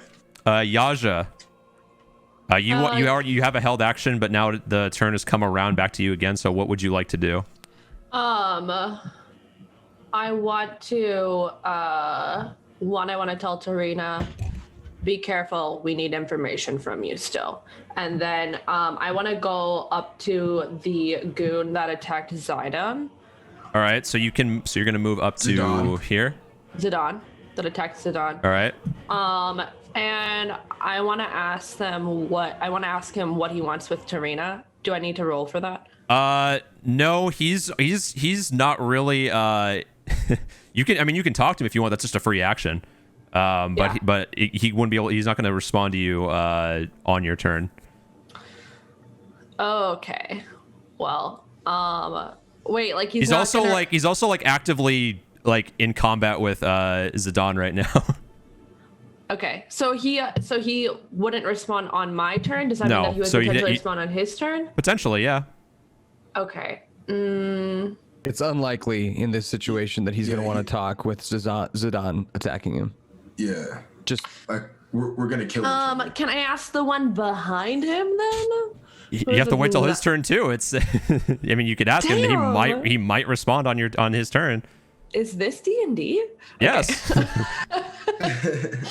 When there is combat and turn order is a thing, yes. But when there's no combat, talk flows freely. Okay. I'm gonna ask the one behind him All right. what he wants with Tarina. Okay. And then, and I want to ask from like the balcony of the staircase, so I'm not like in direct. I don't want. Yeah, I want to be like a little bit protected by that when I ask. And then I want to also ready an action in case I'm attacked. Okay. All right. Action readied. Okay, so Jacques, what are you doing? All right. This is the position of what everybody is in right now, by the way. They all shifted to try to get as close to the stairs as possible. Yeah, I see that. I'm going to continue to observe, but no, I can't really hold a spell without wasting a spell. So I am going to... Yeah, if you don't use it, yeah. I'm going to... I'm going to lean back to the barkeep. Like facing away from him, but, you know, turning a little bit just to speak to him. I'll say, does this kind of thing happen often? He looks a little bit shook, but not like horrified. Not too often, no. He seems scared. He seems a little bit scared because there's a lot of people coming in. Like this isn't just a normal bar brawl, as he can like see he was able to see like the hammer of Zidane. You were both able to see this because this is on the stairs. You were both able to see like the hammer come down and crush this guy, and so like blood has been spilled. It's not really just a bar brawl anymore, so he's a little bit shooken by this. Can I ask one more question? Sure. Okay. I'd say anything that takes longer than 6 seconds. Right. Yeah, I know. That's why I'm asking. I would just say, do you want my help trying to take care of this and defuse it? Well, that's entirely up to you. Weird answer, but okay. All right. All right. At that point, I think I would just continue to keep my distance, be prepared to walk after them. So I guess you can't really prepare a move, but I'll prepare a dash action. All right. I don't know if that's no. Yeah, you can prepare a dash action. What do you want to do? When do you want to do that? If the stairway becomes clear, I'll dash to the top of the steps. All right. Perfect. So if you have an opportunity to run through everybody, then all right, sure thing. Okay, that is your turn, Zidane. Oh, sorry. What I meant by that is if all of the people go up the stairs, I will follow them by dashing up to the top of the steps. That's what I mean. Yeah. Okay. All right. That works. All right, Zidane, it is now your turn.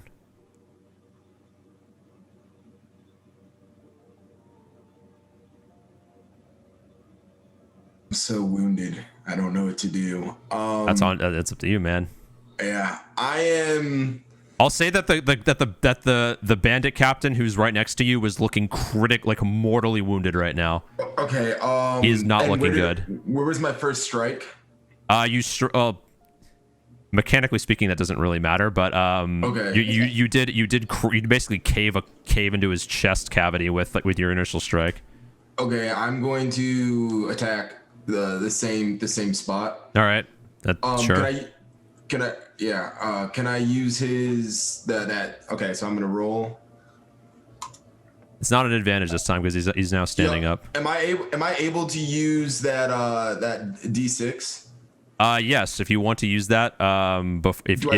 If you're not sure if you hit, but I can't tell you if you already hit or not. Yeah. All right, I'm gonna use it. All right, go for it. With your burst of inspiration, roll 1d6. Yep. It's 20. 20 total? Yeah, 20 total. Okay. So yeah, you definitely hit. So roll your damage. 8. 8 damage. So as you bring your flail down once again on this very critically wounded captain, you actually just sort of like golf ball swing into his chest and just as he just gets knocked down, and he is now unmoving.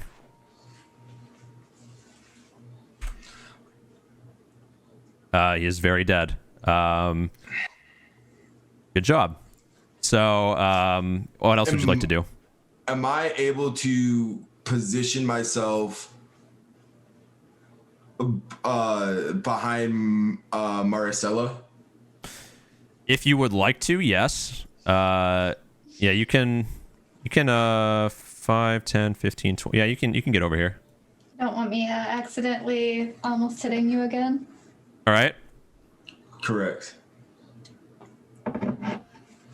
Okay. So, what is that? It? Any bonuses you want to make? All right. Nope. Okay, Marcella, what would you like to do? Yeah, I'll just ready an attack in case I'm attacked, and I'll ready the bow. Okay, so triggering if only you are attacked? I guess if one of their attacks lands on a friend. All right. Yeah. Sounds good. With that, we move on to all of the bandits who are going to make their way up now that the path has been cleared.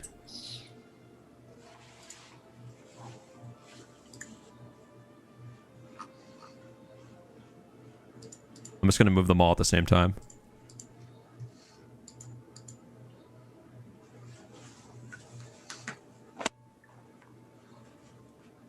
Wasn't Skyrider the liar woman?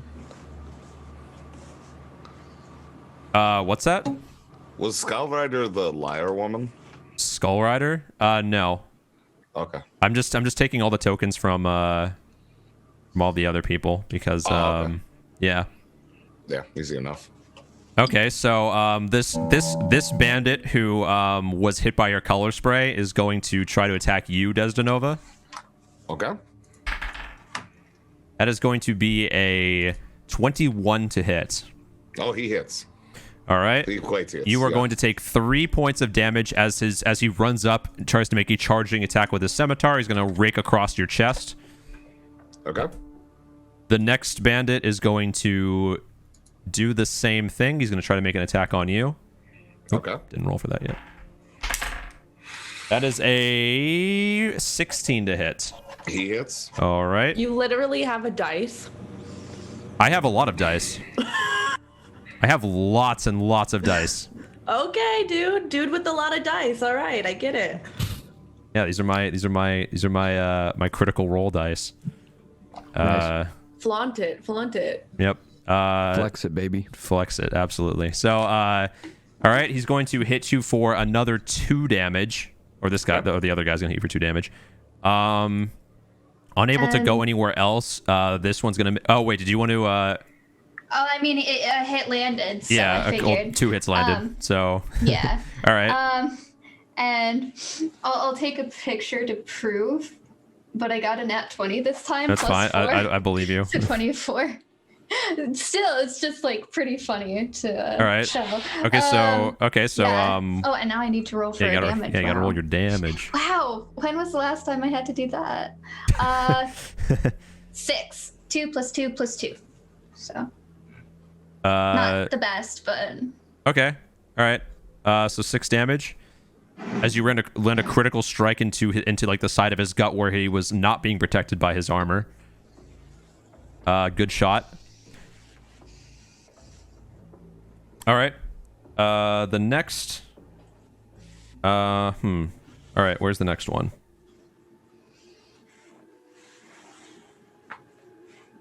All right. Quick question. Yeah.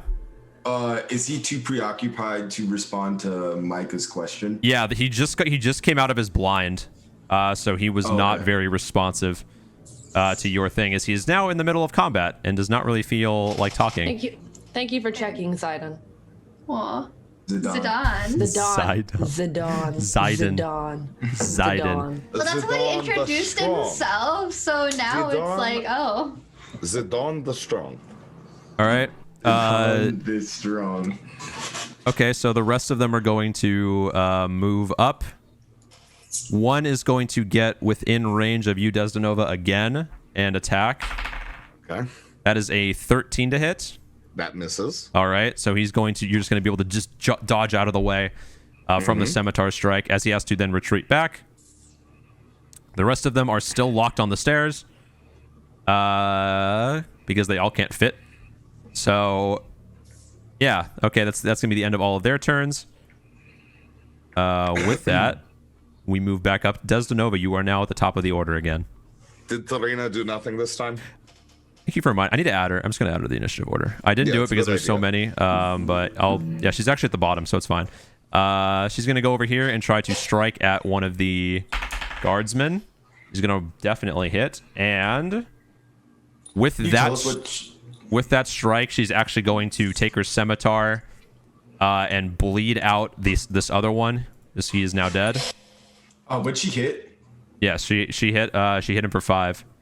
And then you hit her for 6. Okay. I'm just doing math. She's then going to retreat back, and with that, we move back up to the top. Desdenova. I say over to Yaja, does the scary one to decide not to be a coward and actually strike for once, or is that just for all of the little musical ones? I step forward and pull out my rapier, and I go ahead and strike at whichever thug has struck at me. All right, so this guy in the corner. All right, sure. Go for it. Okay. Let me see. Where do I roll? Oh my God, this is actually. What do I roll actually for attack? It'll say to hit under your actions for your rapier. Oh, okay. All right, I got it. All right, perfect. I roll a 14 plus 6, 20. All right, that will hit. Roll your damage. I roll 6 damage. 6 damage as you can pierce through again a portion of his armor that is not protected. Very quick with your strikes. Would you like to do anything else? I go ahead and I try to now try to inspire Yaja and say, but it's okay, because at the end of the day, we're still on your side for now. All right. All right, so Yaja, you now have a Bardic Inspiration die that you can use for any attack roll, saving throw, or skill check for the next 10 minutes one time. All right. Desdenova, there is a time for civility and negotiation, and I realize that time is no longer now. That time was gone about 6 seconds ago, dear. All right, let's go ahead and get moving with this, right? I'm bleeding. Come on. You should know. I have 9 hit points. Well, I should know that I have less now, so. All right, and speaking of Yaja, it is your turn. What are you doing? Yes, okay, so I'm going to attack. All right. I'm going to attack the one that I tried to talk to that didn't respond. All right, so the one that Desdenova just struck at, go for it. Yeah, cool. I'm going to do short sword. All right. So I roll click to hit. Yeah, to hit. It'll be to hit. Wherever that bonus 20. is. 20 natural or total? I wish I could show you my screen, but my dice is did messed it up, say so 20 plus? Oh, okay. No, I get it. Someone else has this problem. Pop up with the total number. with the total number. Okay, so that's just so it wasn't a natural 20. That's fine. Oh, it says it's 1d20 plus 5. Yes. That should be probably it. Okay, and then do I roll damage? Yeah, roll. Yeah, you hit with a 20. Okay. Bludgeoning damage 6. All right, 6. You also are able to crush down on this bandit, and he is now dead. Oh, you attacked with your fist? Is that with your unarmed strike? Because it was bludgeoning damage, so that should be. Well, that's the only. I only have that option and breath weapon. Okay, all right, that's fine. But he still is dead regardless. So good. Next up, unless you have something else you want to do, if you want to move or bonus action. I want to take a step back and be what's the word for that? Self-satisfied. Okay. If you do take weapon. a step back, you will invoke 2 separate attacks of opportunity from the 2 bandits who are within 5 feet of you. Cool, I'll stay there. All right. So moving on, Jacques. What are you doing? So on my part of the map. Yeah. I should probably move them back. Well, because they weren't all able to make it up there. All I need to know is how many are. If I go up to the closest to the one that I can get closest to. Yeah. How many right can here. I get within 10 feet of me? 2. If you went right here, you could be within 10 feet of all 3 of them. Yeah, I'll do that. All right. Okay. So I'm gonna saunter up that way. All right. And I'm gonna say, you all should have ran when you had the chance. All right. And I'm going to cast Arms of Hadar. They need to make a Ooh. DC 13 strength save. Strength save. All right. So Making sure no other patrons are within 10 feet of me. natural 20 on the first one, 6 on the second one, and 8 on the third one. So this guy right here, who's closest to you, is going to succeed the save. These two on the stairs will not. Okay.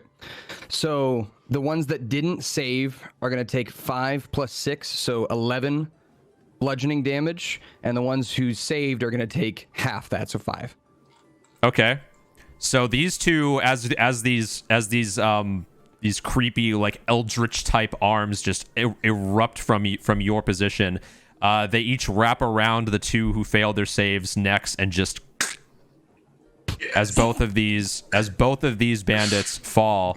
This one, however, was able, because he was closest to you, was able to see it coming and just barely avoid a lethal blow, but it was still struck for how much? It said half damage, so rounded.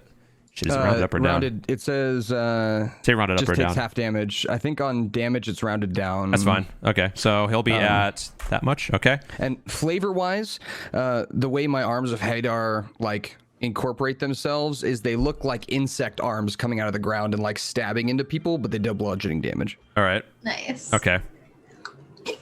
So, all right, yeah, xenomorph tailed. All right, we got that. So 2 of them have now been destroyed by these Arms of Hadar. Anything else you'd like to do? Probably can't make an intimidation check on the last guy. No. In the same move. Well, see, I don't know if I already told you that, but anything that you want to do that's not physical skill based, I can let you do as a bonus action. So anything charisma, intelligence, or wisdom based, you can do as a bonus action. If you would like. Action. Yeah. So if you want to do that, it's fine. You can roll intimidation. You can roll an advantage too, because you just murdered 2 of his guards. So I'll just say 1, and then all right. Intimidation says 16 plus. Let me look at my abilities real quick. 16 plus 3, 19. All right. He looks definitely horrified after barely scraping away with his life and watching 2 of his comrades go down in an instant. So you can probably guess he's probably gonna run. Yep, that's my turn. All right. Sounds good. Next up, we have Zidane. And Zidane, you can hear from the bottom of the stairs just a lot of and just bodies dropping. Okay, so I know. Okay. You can tell something went down there. I'm gonna yell down the stairs, "Way to go, Jacques!" And then I am going to I'm gonna move and put my positioning in front of Desert Nova again. Okay, right here. This is where you can squeeze in. Oh, this is best friends again. Yes. And then I am going to attack the closest guard in striking range to me. All right. Roll to attack. Yep. 12. 12 will just hit. Oh my god. Okay. Yeah, I guess. Yeah, for the sake of brevity, you just have to. You all have to just beat a 12 for all these guys to hit. And then I hit a 6. All right, 6 damage. All right, taking your flail and striking into the side of this bandit, able to deal a pretty decent blow. Anything else you want to do? You and I can still speak telepathically to each other, by the way. Yeah. For a whole minute, so just so you know. Okay, so I'm talking to Jacques right now, and I'm gonna say, I may go down here. Do you have a way to revive me? You hear in your head, I do not. I am not a doctor, but I said I had your back, and I killed 2 of them, so I don't know what you want me to do. Reassuring. And then I end my turn as I stand in front of the rest of the bandits, protecting Desanova from any further blows. Marcelo, what do you want to do? I'll hit whoever's in front, or like bandit-wise. All right, so you can turn to shoot at the bandit at the top of the stairs. All right, make your roll. 2 plus 4, so 6. 6 does not hit. Again, you fire, and Zidane really close to the arrow as it just sails past you and just hits the wall. Again. Where did you learn how to shoot? I taught myself. Level one. shows. Level It one. shows. Level one. I hate level 1. Yeah, this is the simplest combat's gonna get, guys. Well, technically not, because this is so there's a lot of moving parts. Next up, Tarina is going to walk over to the side here and strike from behind on the bandit that Maricela tried to shoot, and she is going to roll a 20 unnatural to hit for. Yeah, she's going to strike behind on the bandit and just stab him in the back with her scimitar, and he is going to go down. What did she roll? I just wanted She hit for, well, you Natural 20. Oh, so no, she did not a natural 20. She did an unnatural 20, and I rolled a 6. I actually shouldn't be telling you that information because you wouldn't technically know that. Sounds good. Yeah, so she's going to move back to the table again, take up a ready position, and with that, we're going to have all the bandits go. All of them are going to, and again, you've now set up a barricade here, so they're all going to try to attack you guys. This one's going to come after you first, Zidane. Yep. I have an 18 armor class. All right. It is going to miss by a long shot. Second one's going to come up and attack you, Yaja, before moving back down. That is going to be a 16 to hit. Yeah, I'm armor class 15. All right. For 2 damage. Barely just being able to scrape you with his scimitar before he has to then retreat because he cannot occupy a space. Third one's going to come up here and attack Desdenova for a 11. You are muted. That misses. All right. As you are able to dodge out of the way, this one's going to have to also retreat back down the stairs. And then we move on to the horrified guard who just watched 2 of his companions get murdered by Arms of Hadar. It wasn't his turn yet. He is now going to action and move to dash and get the fuck out of there. He is gone. I let him go, and I say, goodbye, you are welcome. No response. He is out of there. So with that, you now see only 3 bandits remaining on the stairs. That is all of their turns. We now move back up to the top of Desdenova. Meanwhile, Jacques ordered a hamburger from the barkeep. Right? I'm jealous. I haven't had a burger in like a year. All right, Desdenova, what are you doing?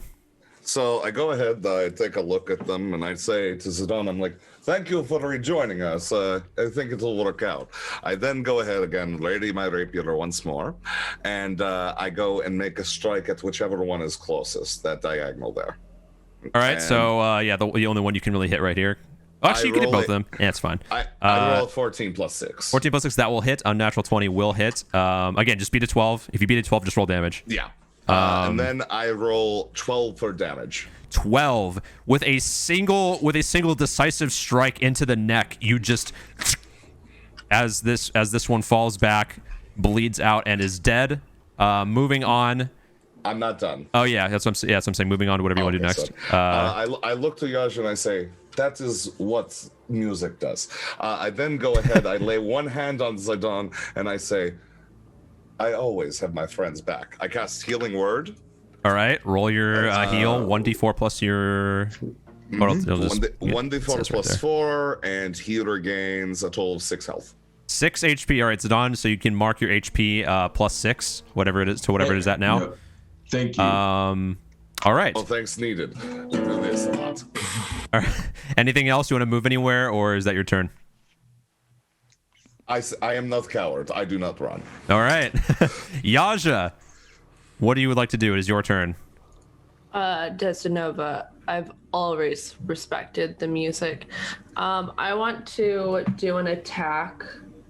Am I close enough to? Yeah, you can. Yeah, you can hit him from here. Actually, you probably have to move here because you're also attacking downward on the stairs. So yeah, you have to move right here.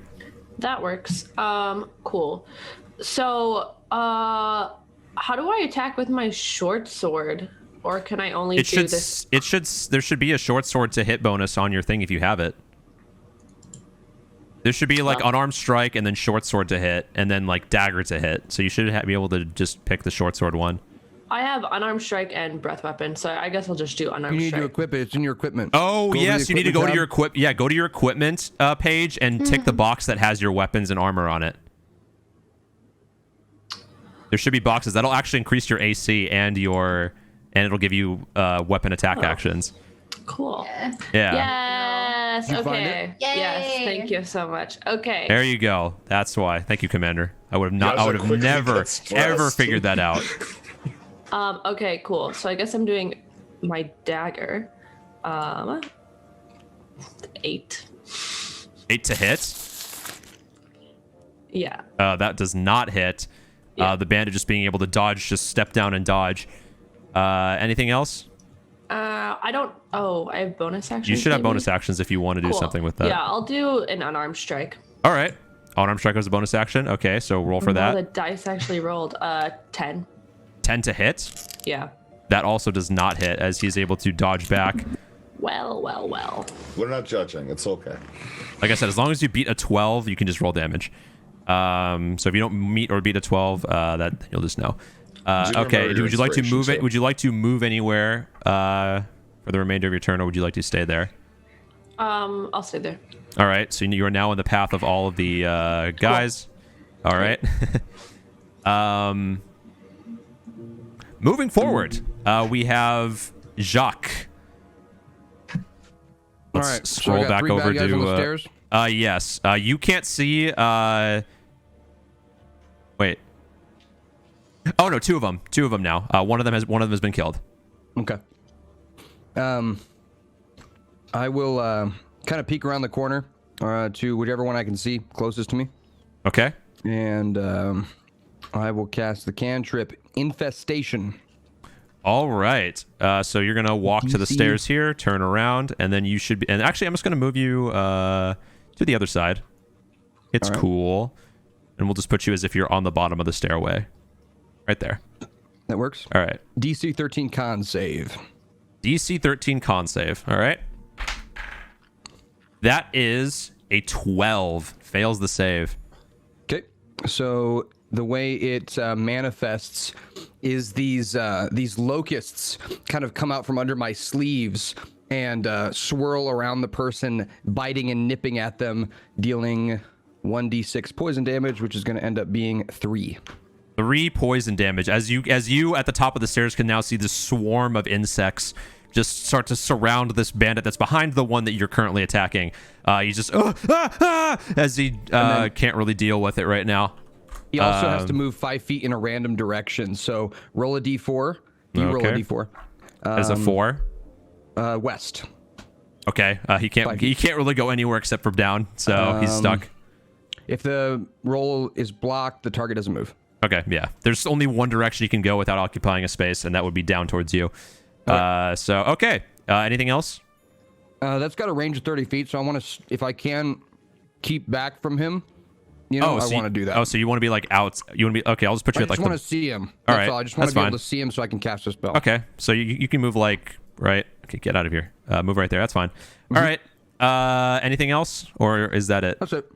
All right. Zidane, what would you like to do? Yep. I'm gonna look at Maricela and say target the one furthest down as I ready my flail again to attack the one directly in front of Yaja. Yeah. So you can walk into this space, and then once you're done with your attack, you'll have to move out. Yeah. All right. Our wolves. 20 to hit, and then I deal 11 damage. 11 damage. Yeah, that is going to, again, you're just going to golf swing right into this bandit's head, and he's just going to collapse downward, and he is Shit. dead. I'm gonna look to Yaja and say, "This is how you get killing done," and then step back into my position. You should have said it to me. I'm the one who keeps trying to hit you on accident. All right, so where are you going to move after that attack? Back. Can I? I'm gonna move right in front to protect Yaja. Okay, yeah, you can do that because you've now connected your blow, killed this bandit, Correct. and now can advance. All right, anything else?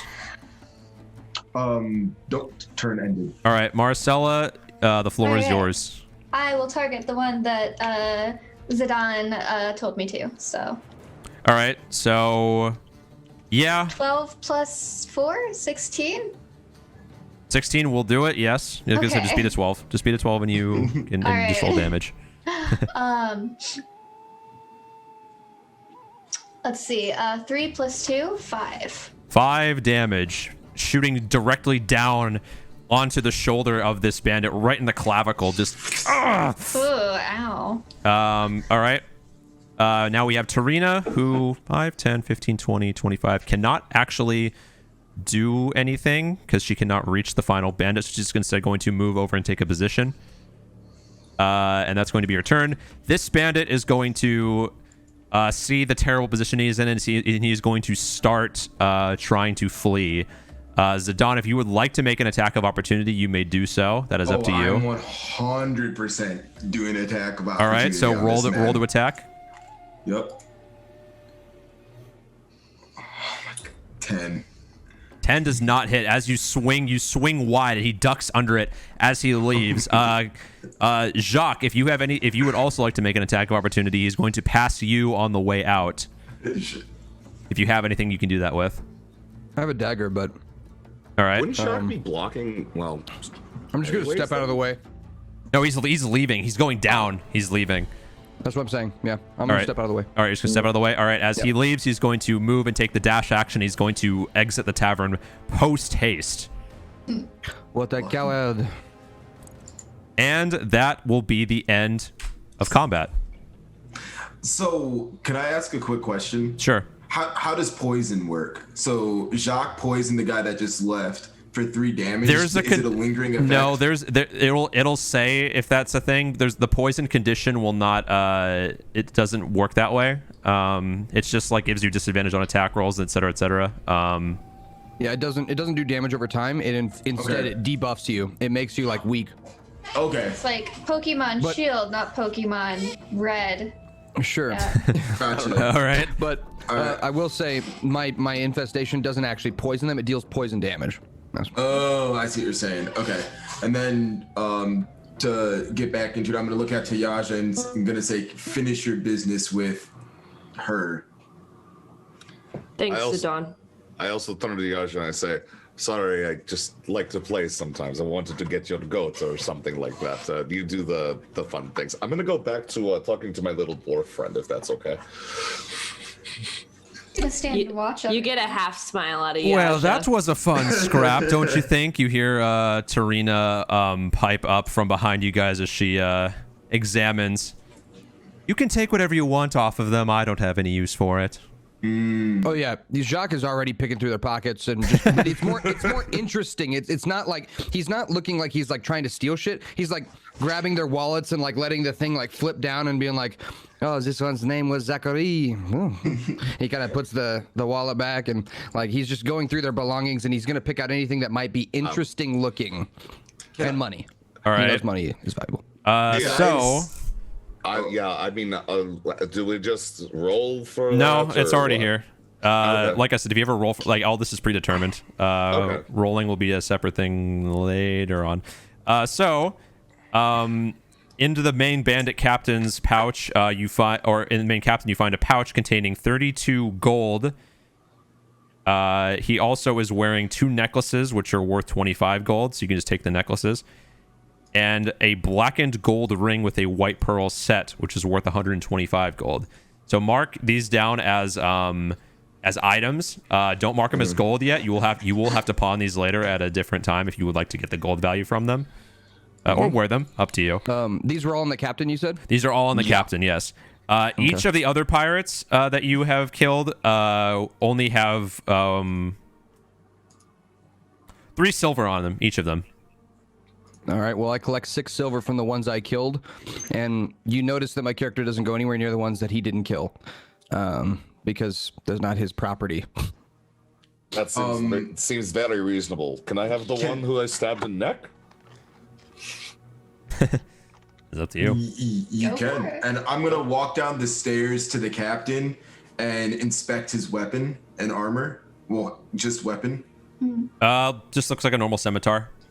Does anyone lay claim on the jewelry? I mean, It was I my feel ki- I feel Okay. it's best that we split the good things, but I do. Fair. I could I mean, the use cheap necklaces, you know, I like Oh, yeah. shiny things. I mean, I could use a few more daggers if you know what I'm saying. So. I don't. And the gold on the captain. Well, I need more daggers. Is what I'm trying to say. Okay. All right. Who's to claim the gold on the captain? We could split it around ourselves, hold Yeah. it, and then we'll work on it later. We can all trust ourselves to be honest, right? You do. say that, and as you look back at Jacques, he's got this little locust that's on the face of one of the pirates. It's eating the eyeball of one of the ones that he killed, and he's like petting it on the back, and he's going, That's "It's so very cute. nice. Good little locust. You're hungry, yes." Jacques, do you know what honesty is? What? I do not care. Okay. He All says right, as good. he's petting the He's back of just his like- locust. That's Let's so not let adorable. Jacques hold the jewelry. I take all the daggers for, and then we can let Zidon. He seems like an upright individual. Take the Yep. rest of it and hold And it for us. So I rummage through the captain and take the 2 necklaces, his 35 gold, and his 32 ring. gold. I'm gonna like 32 eye gold the and the ring. necklaces because they're shiny and I like shiny things. All right, so just gonna, mark. like, So look just at them. mark all these items down in your guys' inventories, whatever you are deciding to take. Yeah, and we'll just split the gold Correct. 4 ways. Jacques doesn't- Jacques you doesn't would know feel gold, right?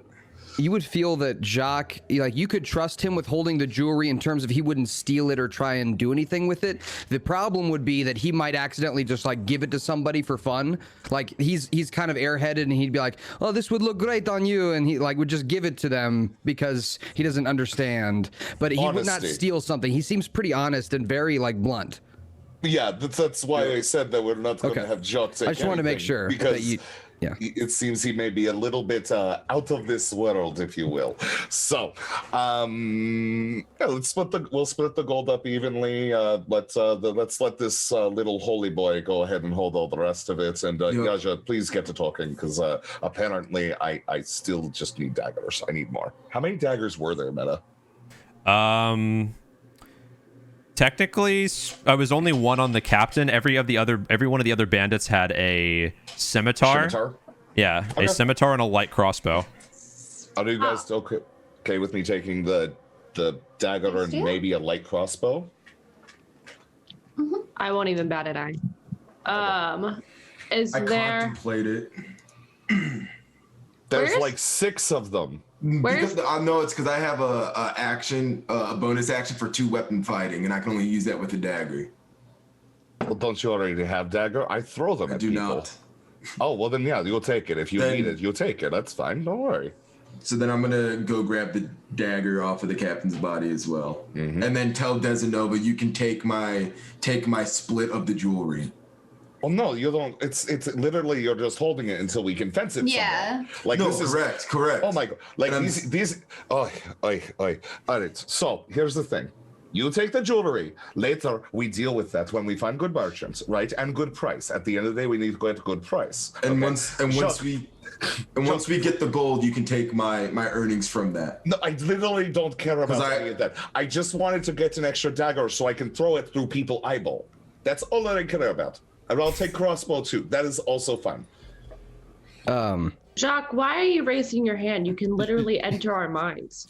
Jacques is raising his hand. He goes, "Oh, of course. Do you prefer that?" No. Okay. I was going to ask you, Yaja, I'm very why, interested. why are they arguing about this? Are you familiar with how material possessions and greed over them Oh. works? I know how money works, yes, but didn't you all work together for the goods here? So you just share it. Yeah, we're trying to split it evenly. Oh, Yeah, I it's see. It just- seems like you are arguing about who gets more. Not really. It's just we're No, arguing. not at all. We're literally arguing to say that later on we will find. Okay, so Jacques, do you know what merchant is? Yes, it's someone who sells you something. Okay, I'm just making sure because obviously there was I'm not this thing. stupid. All right, I know you're not stupid. Okay, you literally command hands of hatred and like little sighs that come out of ground. I understand these things. Okay, I understand that. I am just checking to make sure because I want to know that we're on the same baseline to understand these things. Okay, all right. I am sorry. I do not think you're stupid. I think that I am actually terrified of you and your little insects. But that is just me. So what we're trying to do is just get this all together, and I want a crossbow. I wanted to get an extra dagger so I can throw more of them at people. I find it fun, and then I don't really care about the rest of it. I can make more money than all of you regardless due to my little professions. Okay, next fight, Desdenova gets all the daggers. Agreed? This all makes sense to me. Yes. Yes. I like this. Have we spoken to the real reasons that we even came here? Yes. Have we spoken to this person? Have we found them? We have. Tarina, at this point, while you guys are just arguing, while all of you are just arguing about the prospect of like capitalism and daggers, she's just been sitting at the table, just kicking back some drinks. As she was trying to talk to you, but then Desdenova started getting into a very heated argument, and then we are not heated. We are no one is arguing here. We are not arguing. We are passionate. Are there any other women at the table? All of the other patrons have scurried down the stairs while you guys got this, seeing all this carnage that happened. While that happens, when the thief woman walks by, I'm rolling. She hasn't. No, that's Tarina. It's the same woman that we're Tarina? Yeah, that was Tarina. Yeah. Roll it out. I got that completely messed up. The liar thief. Never mind. Yeah, the liar thief. Yeah, the liar thief. You are Tarina. I say, you are Tarina. Yes, that is me. I am Jacques, and I held my hand out in her face, and I go, you may shake it. Just is it just like right in her face? Yeah. Okay. Just like the other patron who was really trying not to make it uncomfortable. She just sort of like. This is such a strange greeting. Anyway, what I wanted to say was we need information. Have you guys told her this? We need information. We fought those guys Oh, for of course. What would you like to know? He looks over at Yaja, who's probably like, kind of like impatiently waiting, and he's like, all right, Yaja, you take over. Steps away. No, please. You were doing fantastic. Go ahead. Information. He doesn't sense sarcasm at all. Information, please. She does not want to talk to you. Well, what are you looking for? We want to know where the hateful eight are. What was it called?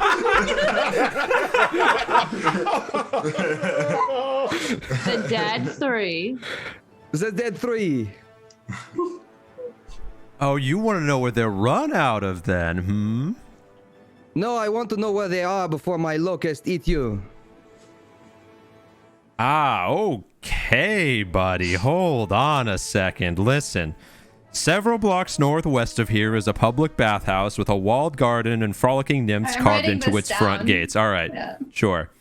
Followers of the Dead Three have been seen coming and going from the bathhouse, and I'm told that there's a secret door that inside that leads to a dungeon. That's where your killers are hiding. So it is at the bathhouse. Yes. You will lead us there. Oh, no, I have other business I can tend to. I'm sure you guys can find your way. You've been around here long enough, haven't you? You will lead us there. And yes, you have been here long enough. You guys know, again, you have the map of the city. I wouldn't mind a soak, would you, Desdenova? Well, how about you guys lead yourself out? I think I have some words I need to have with this one real quick. One more thing, though. Why were those goons attacking you? Why were they after you? Oh, those were just some old friends of mine from a crew I used to run with. Guess they don't really like me very much anymore. You said that you would tell us after. That is Baldurin's honest truth. And why don't they like you anymore? Oh, I may have cheated them just a little bit out of some coin, but you know, it's all fine. They're gone. You have your business here. I've told you everything I know. I'm sure we can all just walk away happy, right? I think that there's about two things that make that impossible right now. So you keep it even with me, and we get going. I'm I do not not sure understand. I follow. When you went ahead and you did something Oh, there, and you cheated me of 2 gold. Oh, of course. Here, I feel so terrible about that. Here, how about you take a little bit of? How about you take a little? And she hands you 4 gold. It's understood. You need not send me any extra. We don't want any things. But that little dwarf guy, the next time you see him, you give him his back too. I like that one. Okay. Fair enough. And she just gives you a small wink. Mm-hmm. All right. Cool. Then that's all I need to do. All right. So if you have to split all of your loot as you have wanted to. Mm-hmm. What was the total amount of gold and silver and shit? It was 32 gold total, with each of the other pirates carrying 1d6. Oh, sorry, 3 silver because I had to roll for that. 3 silver on each of the other guards, so 6, so 18 silver total. So 32 gold, 18 silver, and then the blackened gold ring, the 2 gold necklaces, and that was it. Yeah. All right. The gold so and the silver. Yeah, let's just split the gold and the silver 5 ways, right? Is that okay? Yeah, where's the gold on our sheet? It should be under equipment. Yeah, equipment. And then you click the little currency. Yeah, you click the little thingy, the picture of it, and it'll pop up next to it. Bless. So, Jacques is naively trustful most of the time. This particular character, forget her name already, but the person we're talking to, does he feel like he's been lied to at any point? Can I roll an insight check? During this conversation? Sure, if you want to roll insight, it's fine. Okay. Insight is not great. It's plus... Oh, it is. I'm proficient. It's +4. Okay. Natural 20. I'm not going to touch it. I could turn on my camera. That's fine. That's fine. You definitely don't feel like you've been deceived in any way. You do recognize that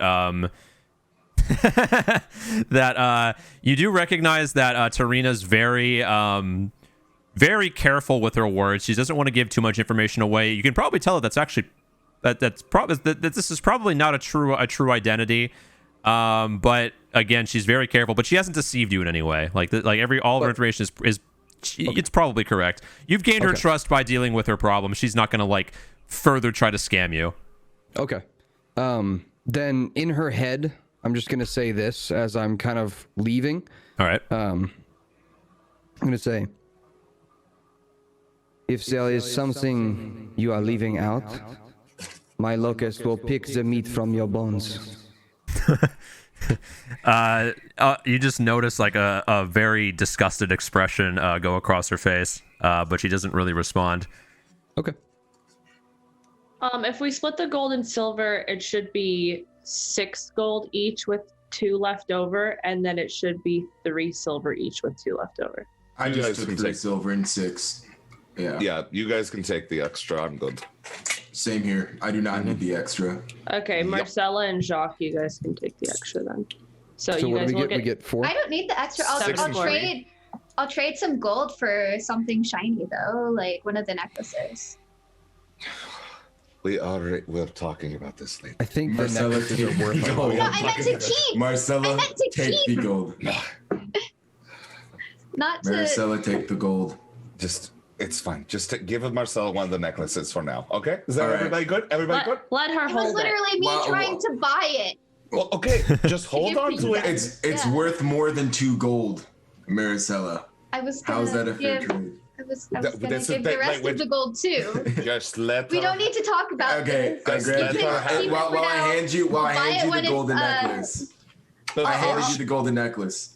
I'll buy it when it's like when we figure out how much it is. Jacques, thank you for warning us of what was downstairs. I really appreciate you doing that. Of course, I do not want to see you dead. I have a lot of respect for your communication in combat. Yeah, well, I try my best. I am not the strongest when it comes to the stabbing and the slicing and the arrows, and I mean, it At is this not point, why. I'm ignoring what he's saying and walking away. All right. Yeah, and he just keeps talking as like you're like he's walking behind you. He just keeps like explaining himself, over explaining himself. How much silver did he get? 7? How much? Sorry, silver is 4. 4 silver and any gold? And Yeah, 7 you gold. get you get 7 gold. 7 Yeah. gold. Okay, got it. Thank you. Yep. All right. So the bar, the Elf Song Tavern, strewn about with bodies of bandits. As you meticulously make your way down the stairs, what would you guys like to do? Can I take Zachary's wallet? Ooh. It's one of the it's One of the thugs.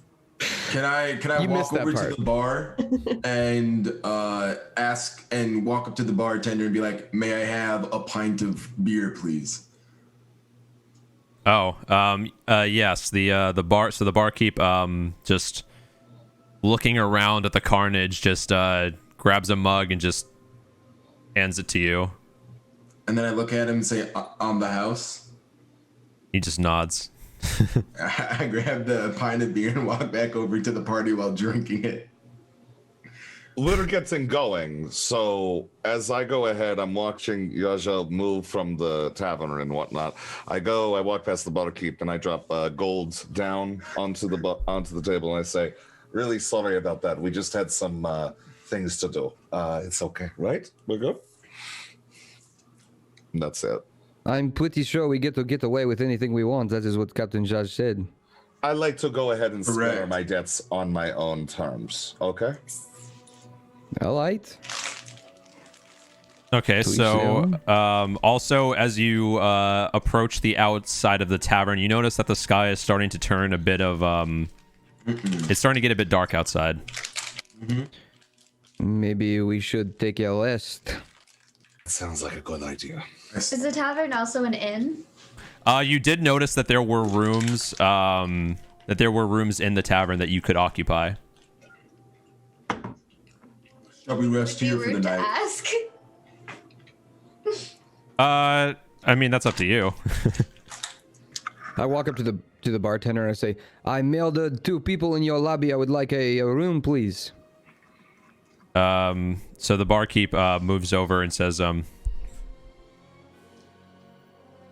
2 gold for the lot of you for the night. No questions asked. Does that sound Very fair generous. to you all? More than Sounds fair. indeed. I don't know, Jacques. Can you afford that? He can I now. was just handed 7 gold by you. Wait, didn't 2 of you get 2 extra? Why don't we just use the 2 extra for that? No arguments made. Yeah, I think we each got 1 extra, so I'll put it in for sure. That's I am perfect. not a fool, Yaja. I am not going to pay for your room. You pay for your own way. We I don't gave know. you an It's extra 2 for gold. everyone. It's Is So two it's for the total. extra 2. Holy shit. 2 total. It is 2 total. No, okay. 2 total for Just- 5 rooms. Look, it As is everyone is arguing, Meta, I put 2 gold coins on the counter and walk to my room. All right. You He don't know hands what you. room it is yet. He hands you a small brass key, and he points towards one of the adjacent rooms on the first floor. We all have to sleep together. Now we are. No, sorry. Well, It's separate rooms. Do you have He another room? has all of the he has put all the keys out on the floor, but he handed Zidane his keys, so you'll have to all pick up your own keys, and he just motions okay. around, and yeah, you're able to find all of your rooms pretty easily. However, when you walk upstairs, you do notice that Tarina's gone. You never saw her Of go course she down. is. You never saw her go downstairs. She said she was gonna sneak out the back anyway. Yeah, that is true. No. I don't know if I heard that, so. So I'm you're sleeping right you're now. able, yeah. So this would be considered a long rest. So for all you guys on your sheet, just click long rest. It should automatically do it for you, I think. I hope. Before we do the rest, I want to do the detect magic ritual on the jewelry we found. Sure. Okay. Seems very just like Really pretty jewelry. There's nothing. Okay. There's no magical essence on them. Just wanted to make sure. Ziggy, are you eating the sploders? They're so gross. How are you eating those right now? Wait, were they gross? The purple ones are disgusting. Yeah. Take a bite out of the purple one and look at the inside. It's so gross. Okay, anyway. Actually, It says reset maximum HP wait, changes. Is that wait. okay? Actually, Rez, Okay. when you do perform your ritual, because it's in a range, right? Detect magic is a ranged spell. Yes, it's gonna be 30 feet within 30 feet of me. Can penetrate 1 foot of stone, 1 inch of common metal, a thin sheet of lead, or 3 feet of wood or dirt. Oh, okay. That is really cool. So you actually do detect some magic, not from the jewelry, but you do detect some magic from one of the rooms behind a door, like in a separate room from yours, and it is of the enchantment variety. I think you also get to know the school of magic too with detect magic. Yeah, I do. I tell everybody, and I'm like, guys, I'm gonna be honest. I'm bleeding out right now, so I would like to go to sleep. But it looks like there might be something enchanted behind that door over there. Just telling the party. Is that any of our rooms? No, this is a separate room. This is actually up the stair. It's up the stairs, and like where most of the fighting happened, there was a door adjacent to you guys, which this is the room that Desanova is detecting this enchantment magic from. So I peek my head out of my door and I look at Desanova and say, do you want to investigate this? I'm bleeding out right now. I'm taking a nap. I'm tired. It's okay. It's been a long day. Jacques, I shut my door. Jacques, it's Tarina, I think. You think this is the room she's staying in? She didn't leave. Would you like to go knock? I will go with you. I don't really have any other business with her. I am a curious soul, and what if it is not Alina's room? What if it is something that we need to know about? Can you do the magic head talking thing? I want to get fucked in my own brain, if that's possible. I've got your back, Jacques. Whatever you want to do. No, I mean, Jacques. This is my favorite saying because I know what it means. My someone that I met when I first came here told me about having someone's back, and I asked him, "How do you take someone's back?" And he says, "No, this is not what it means." So I appreciate you using this saying because I like it. If you would like to come with me, I am going to go knock on this door. I'll be behind you. All right, Malicella, would you like to come with us? Of course. Zidane, I knock on your door. Would you like to come with us? We are coming. I walk up to my door, rub my eyes, and say, sure. All right. Desdenova, last chance. Okay, here's what I'll do. I play you a little song, it give you a little power, okay? This is right for you, Jacques. I'm going to sleep and I wish you the best. Please do good and make this test. I slam the door and I go the fuck to sleep. Bye. I feel this magical surge of inspiration and I say, that is a very nice song. It was kind of mean, but it is all right. I feel good. Let us go. I'll stand in the shadows behind them and watch them as they approach the door. All right. Yep. So I'll approach the door, and unless somebody stops me, I'm just gonna knock on it with my 2 knuckles. I was going to. Okay. So you knock. All right. No, what do you want to do? No, you go. You go. I was gonna say, yeah, Jacques, you knock on the door. Wait. No answer. What was her name again? Could be a door that keep led forgetting somewhere. Tarina. Talina, you behind this door? No response. It might be enchanted to lead somewhere outside of the bar or tavern. This is possible. Is there a handle? Yes. I'll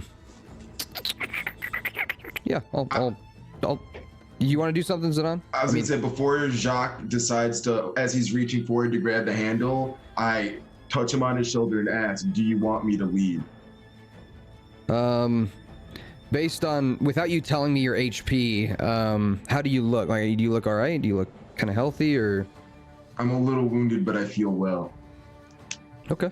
Yeah. He says you are much stronger than I am. I am lanky and tall, so maybe it is best. So I move past Jacques and All I right. brace the door and I push it open, or at least attempt to. All right. You try to push the door open. Doesn't budge.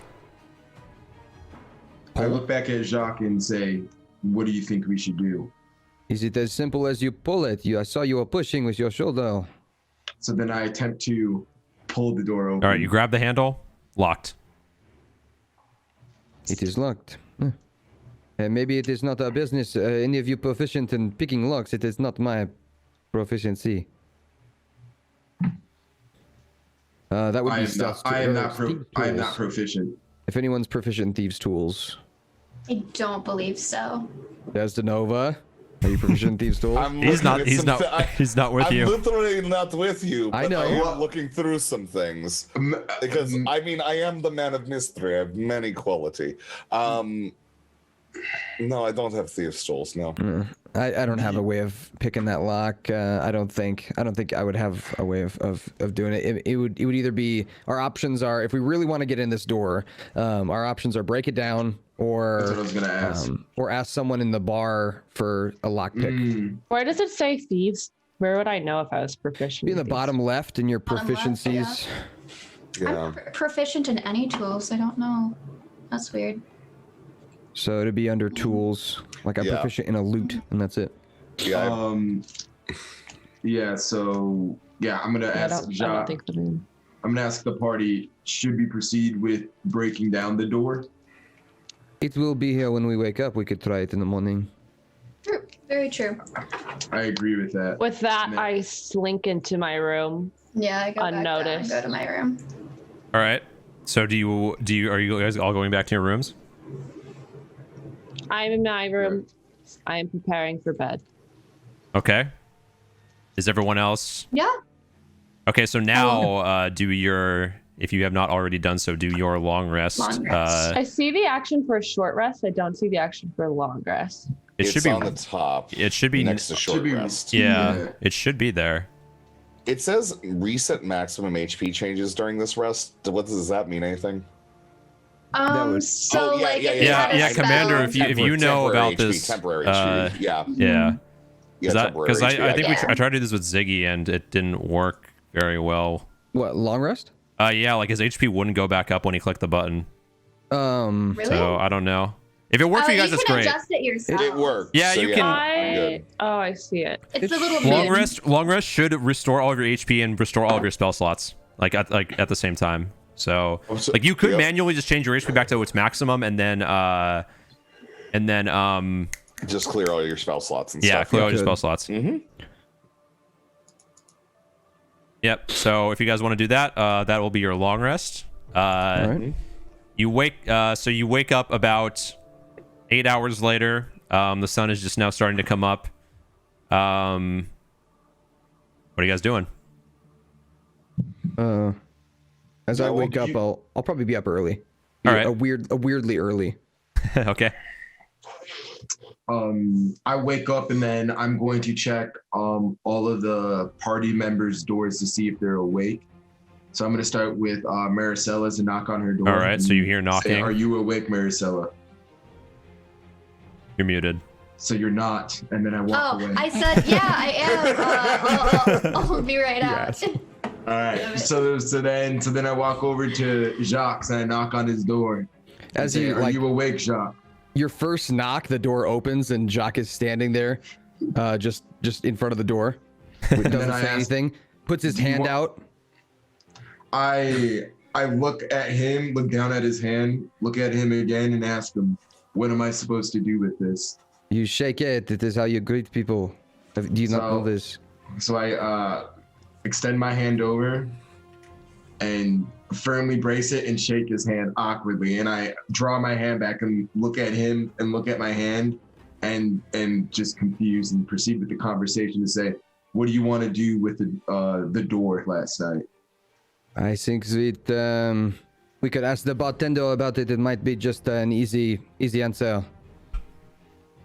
Okay. And then I walk over to Desinova's door, knock on it. Desinova, are you awake? I yell, "Come in." So I open his door. I'm just And, sitting there strumming away on my guitar, making sure that, or my lute, and making sure that everything is like looking right with it and everything like that. And I say, "What do you know of music, Zidane?" I know nothing of it. That's good. That keeps me useful, doesn't it? If you say Is so. it time for breakfast? I'm quite hungry. It's about that time. So Okay. that door we went to, we could not open it, but there's Oh. magic behind it. What do you think we should do? I mean, honestly, I am not much I can do about it. But probably we talk to barkeep and see if she has anything to say. We also see if she has some eggs and bacon. I think that's his best thing. Much more interested in that than whatever's behind that door, to be honest with you. I As think he the finishes- bartender. I just is, don't is want a to man. play with too much magic, if you know what I mean, Zidane. As he finishes his sentence, I say, I'll make myself useful, open his door, walk out, and then go to Yaj's door and knock. Yaj, are you awake?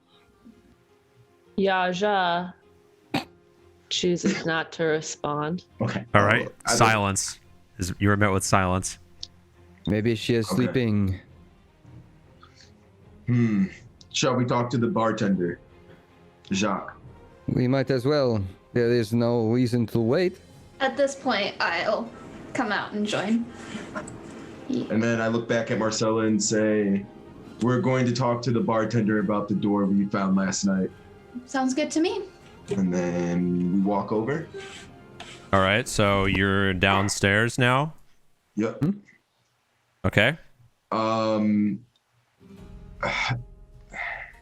Jacques, you seem very persuasive. Would you like to take lead in this conversation?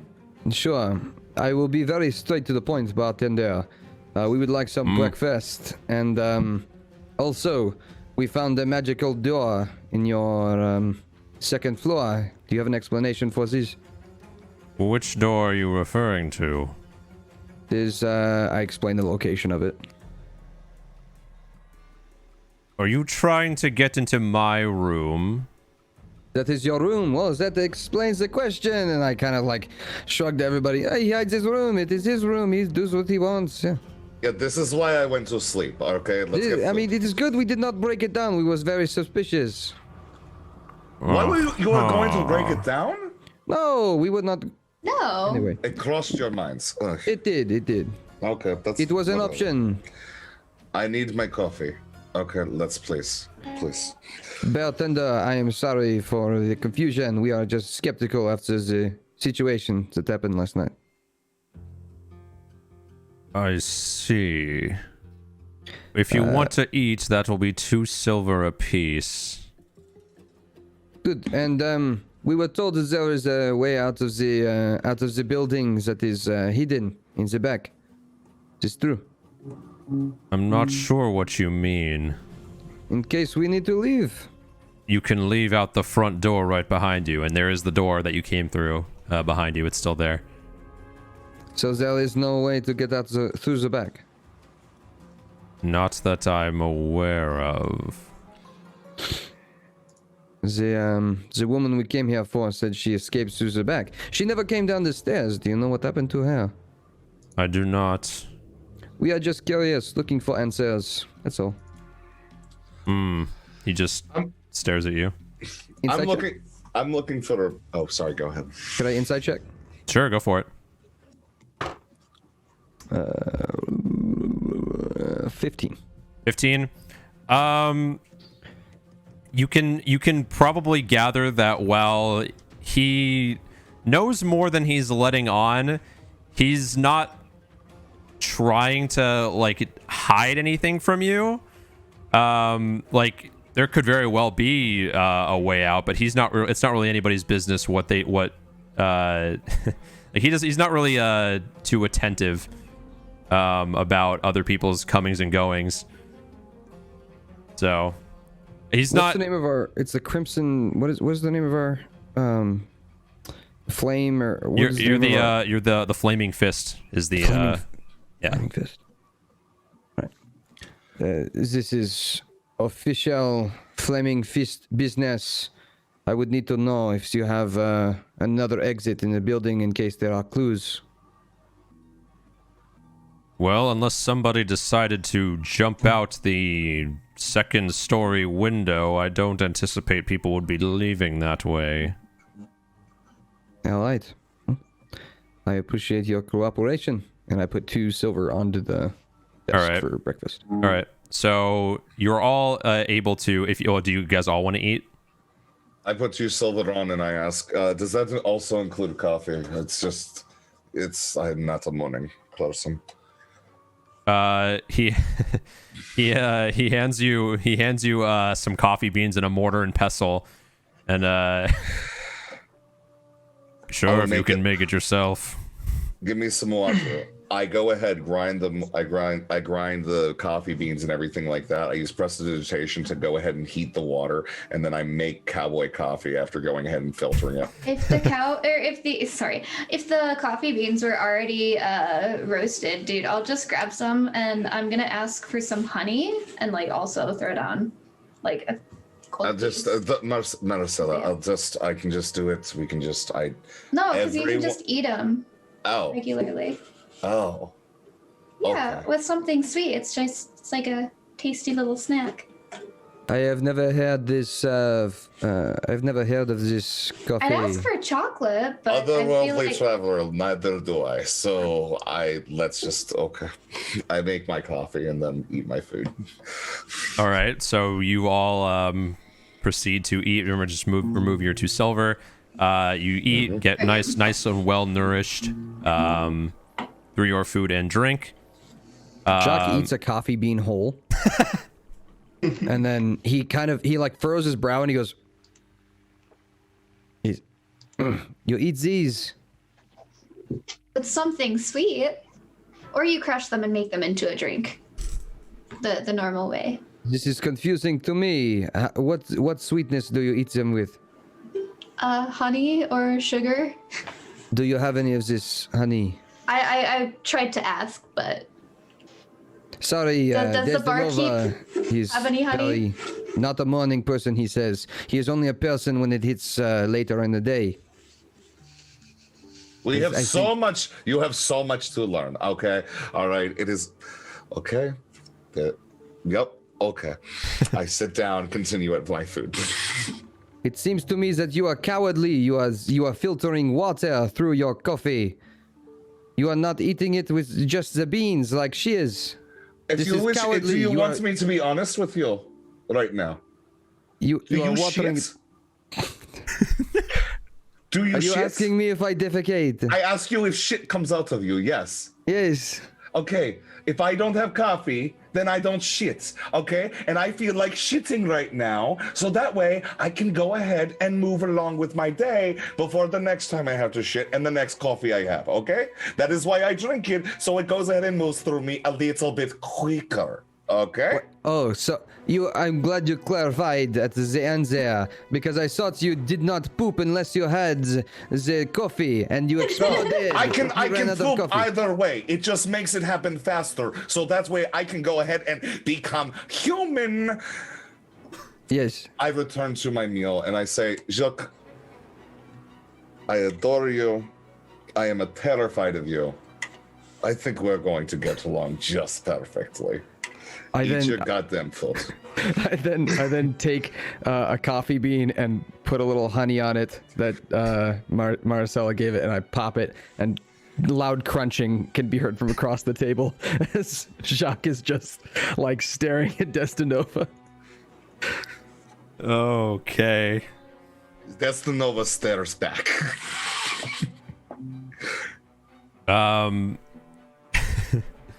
Where is Yaja? Is she coming down? Yeah, where's Yaja? What's She Yaja is doing? muted. Yaja is muted. Probably. Okay. So Yaja has been sitting outside the window of her room on the roof, outside the window of their room on the roof, contemplating their existence. And they decide to come out of the room and I go over to the magical door. I don't sense anything at the door. I don't sense any magic myself. And and I check to see if it's locked. It is. And then I casually walk down the stairs where everyone is eating breakfast to join them. All right. You walk down, see all of your companions munching down. Jacques eating singular coffee beans one at a time is what you notice most. I yell at Yaja, if you want actual coffee, I can brew it for you. Don't worry. Do not be a coward like Desdenova. I swear to God. I swear to God, you little... I return to eating. As Yaja, as you walk down the stairs to the table, the barkeep pipes up. I'm going to need all of you to leave after you're finished eating. I have quite a large mess to clean up here. As he looks, and the bodies are still have not been moved. Oh, I was gonna ask to help last night. I figured he'd clean it. That's why I gave him 1 gold. Okay, let's be real. All right, we're being more than kind. I think that Tarina is at fault here, not us. True. The bandits wouldn't have been here were it not for us. So we honestly did this bar a favor. There would have been less bodies here if we were not. Call it what you want. The dead are still the dead, and I need to take them out properly. Well, please don't let us keep you. We can finish our breakfast here on our own. The barkeep just unmovingly continues cleaning up his own section. Doesn't really seem to change. May I ask your name, bartender? The name is Alan. Alan. Yes, Alan. Jacques kind of just furrows his eyebrows. He says, Alan, I assume this is not a regular occurrence in your tavern. Not this many dead. I would be lying if I said it was a regular occurrence. So but is there... normally people just end up out cold and on the street, or wake up the next morning. Right. So this person who they came in and they came in to capture her. We needed information from her. And she was somewhat helpful. She told us about a bathhouse. Do you know about this? Oh, I know it's located somewhere in the upper parts of the lower city. If that makes sense. I'm sure you already probably have an idea. Yes. We know where it is, but I was just curious if you knew any specific information and if there was and I kind of like Jacques kind of closes his eyes and he goes through a list of things in his head, and he's the kind of person who's constantly trying to learn. So he's kind of thinking, and he goes, "Do you know anything about the El Riders from El Toril?"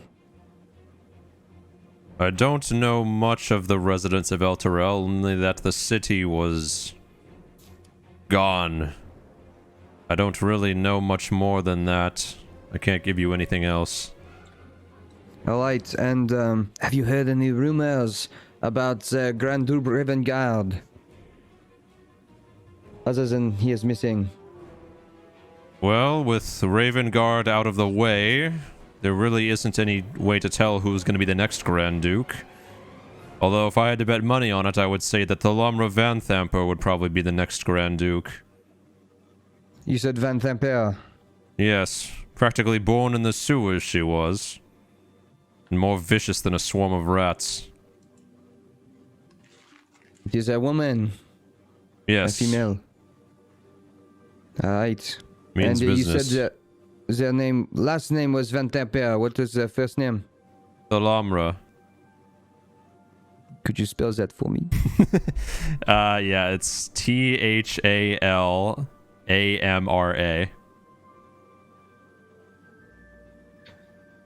Very interesting. You said she was born in the Suez. In a manner of speaking, wasn't born into wealth, but now exudes it. I see. Very interesting. And, you know, as you know, the city has been on lockdown since the effects of El Torel and the El Riders. Yes, nobody in, nobody out. Yes? Yes, but I would bet my last copper piece that those refugees are advanced scouts for an army that's preparing to attack Baldur's Gate. Those refugees, what do you mean? The people from El Torel? All I'm saying is we don't know the full truth. You of do what not trust happened. them? About as far as I could throw them. Yes, you do look very weak. You would not be able to throw a person. He just scours and goes back to his business. Did I say something? Fuck. You are such a dick. I get I back am to my sorry. food. Alright, we got some information. Yeah. All right, so you finish eating your breakfast. The bodies of the dead haven't really they aren't like they have been moved like to make room for the stairs because they were mostly just on the stairs. But they were now been moved to just shuffled to the side until they could be disposed of properly. So what would you guys like to do? I think we should maybe explore the bathhouse if we can. I'm downing the coffee that Destinova gave me, and then at some point I turned to Jacques and I'm just like, stop eating those. Before we Eating go, them too. before You're we giving go, me a tingly feeling. before Sorry we go for to interrupting you. No, it's okay. We're just going to be a little bit offbeat, but I am never off key. Anyways, so now that I've had my food, I feel like we should first go to merchants to actually go ahead and take a look at all these little shiny sparklies we got, and then after that we can go ahead and check out the bathhouse and go ahead and do what we like to do. I Okay. think that's the right decision. I second that.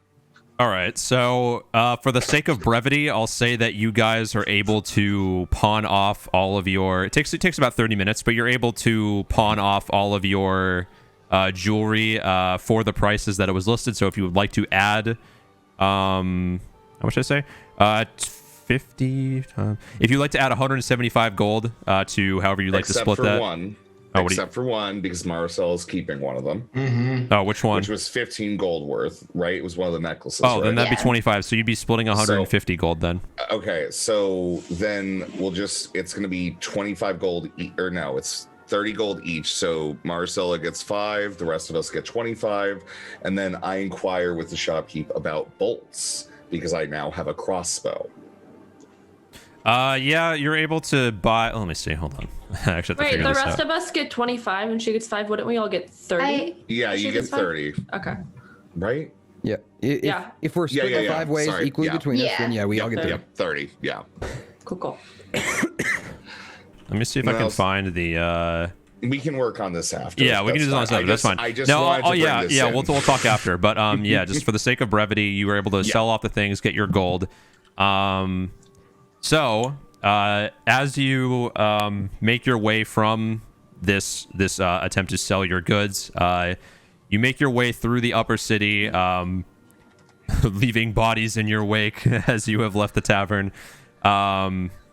Going up to the bathhouse, you wonder what you will find next. What horrors await in this so-called dungeon that you have been warned of. And with that, we are going to end our first session. So also, with that, yeah, I wanted to, you guys are also now level 2. So Nice. so whatever, you were supposed to level up like after the end of the encounter, but then you guys stayed for a while, so I just decided to, we'll leave it till next time. You guys can level up. You guys need help doing that. We can talk after the show. Oh yeah, also stay in the Zoom call for a few minutes so we can go over feedback as usual.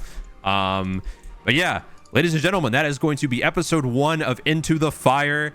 Again, thank you so much to our lovely cast of people to come play with me as I run this adventure.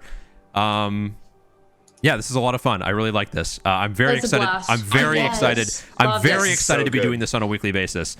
But Yes. expect for those of you who are coming, either came in late, want to watch the full thing, expect the VOD to go up on a separate YouTube channel, not either of the current ones I have. This will not go up on the Metamagix YouTube channel. The whole VOD is going to be on a separate channel, just the VOD played through. But expect a special video of edited moments from this stream to go up on the Metamagix channel soon, sometime this week, along with Just a new us arguing. along with a new monster manual page that will also probably be going up this week for those of you who are from the YouTube. That will be coming up before the next session. So expect those 2 videos to come before next session. And with that, again, thank you guys for coming in and watching. Thank you.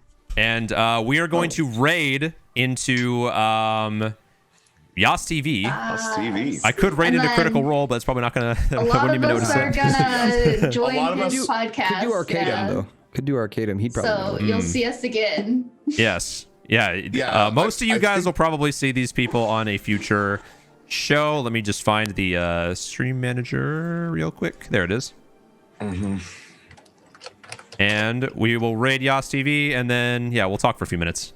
Yeah. I'll have a cast command up next week. I'm gonna have a lot of the production stuff. Okay. So next week is going to be your guys' first dungeon. We're going to have all of the new incentives to add, either with channel points or donations, to influence the game. We're gonna have everything set up. We're probably gonna have all your guys' overlays changed a little bit to have your names up constantly. Somebody mentioned that earlier. So expect all that stuff to come by next episode. I'm going to be hard at work for that. So we're going to raid into Yas TV, where some of us on this cast will be on that podcast later on after this feedback session. So if you want to see us in a little bit more of a degenerate environment, that is where we are going to be. Yeah, Be a little bit, just a little bit. All right, guys. Thank you for Generation, my watching. dude. Thank you so much for playing, guys, and I will see you next time. See you in Yas's See you chat. later. Next See week. you there. Hell yeah. All right. Yeah. We have rated Yas TV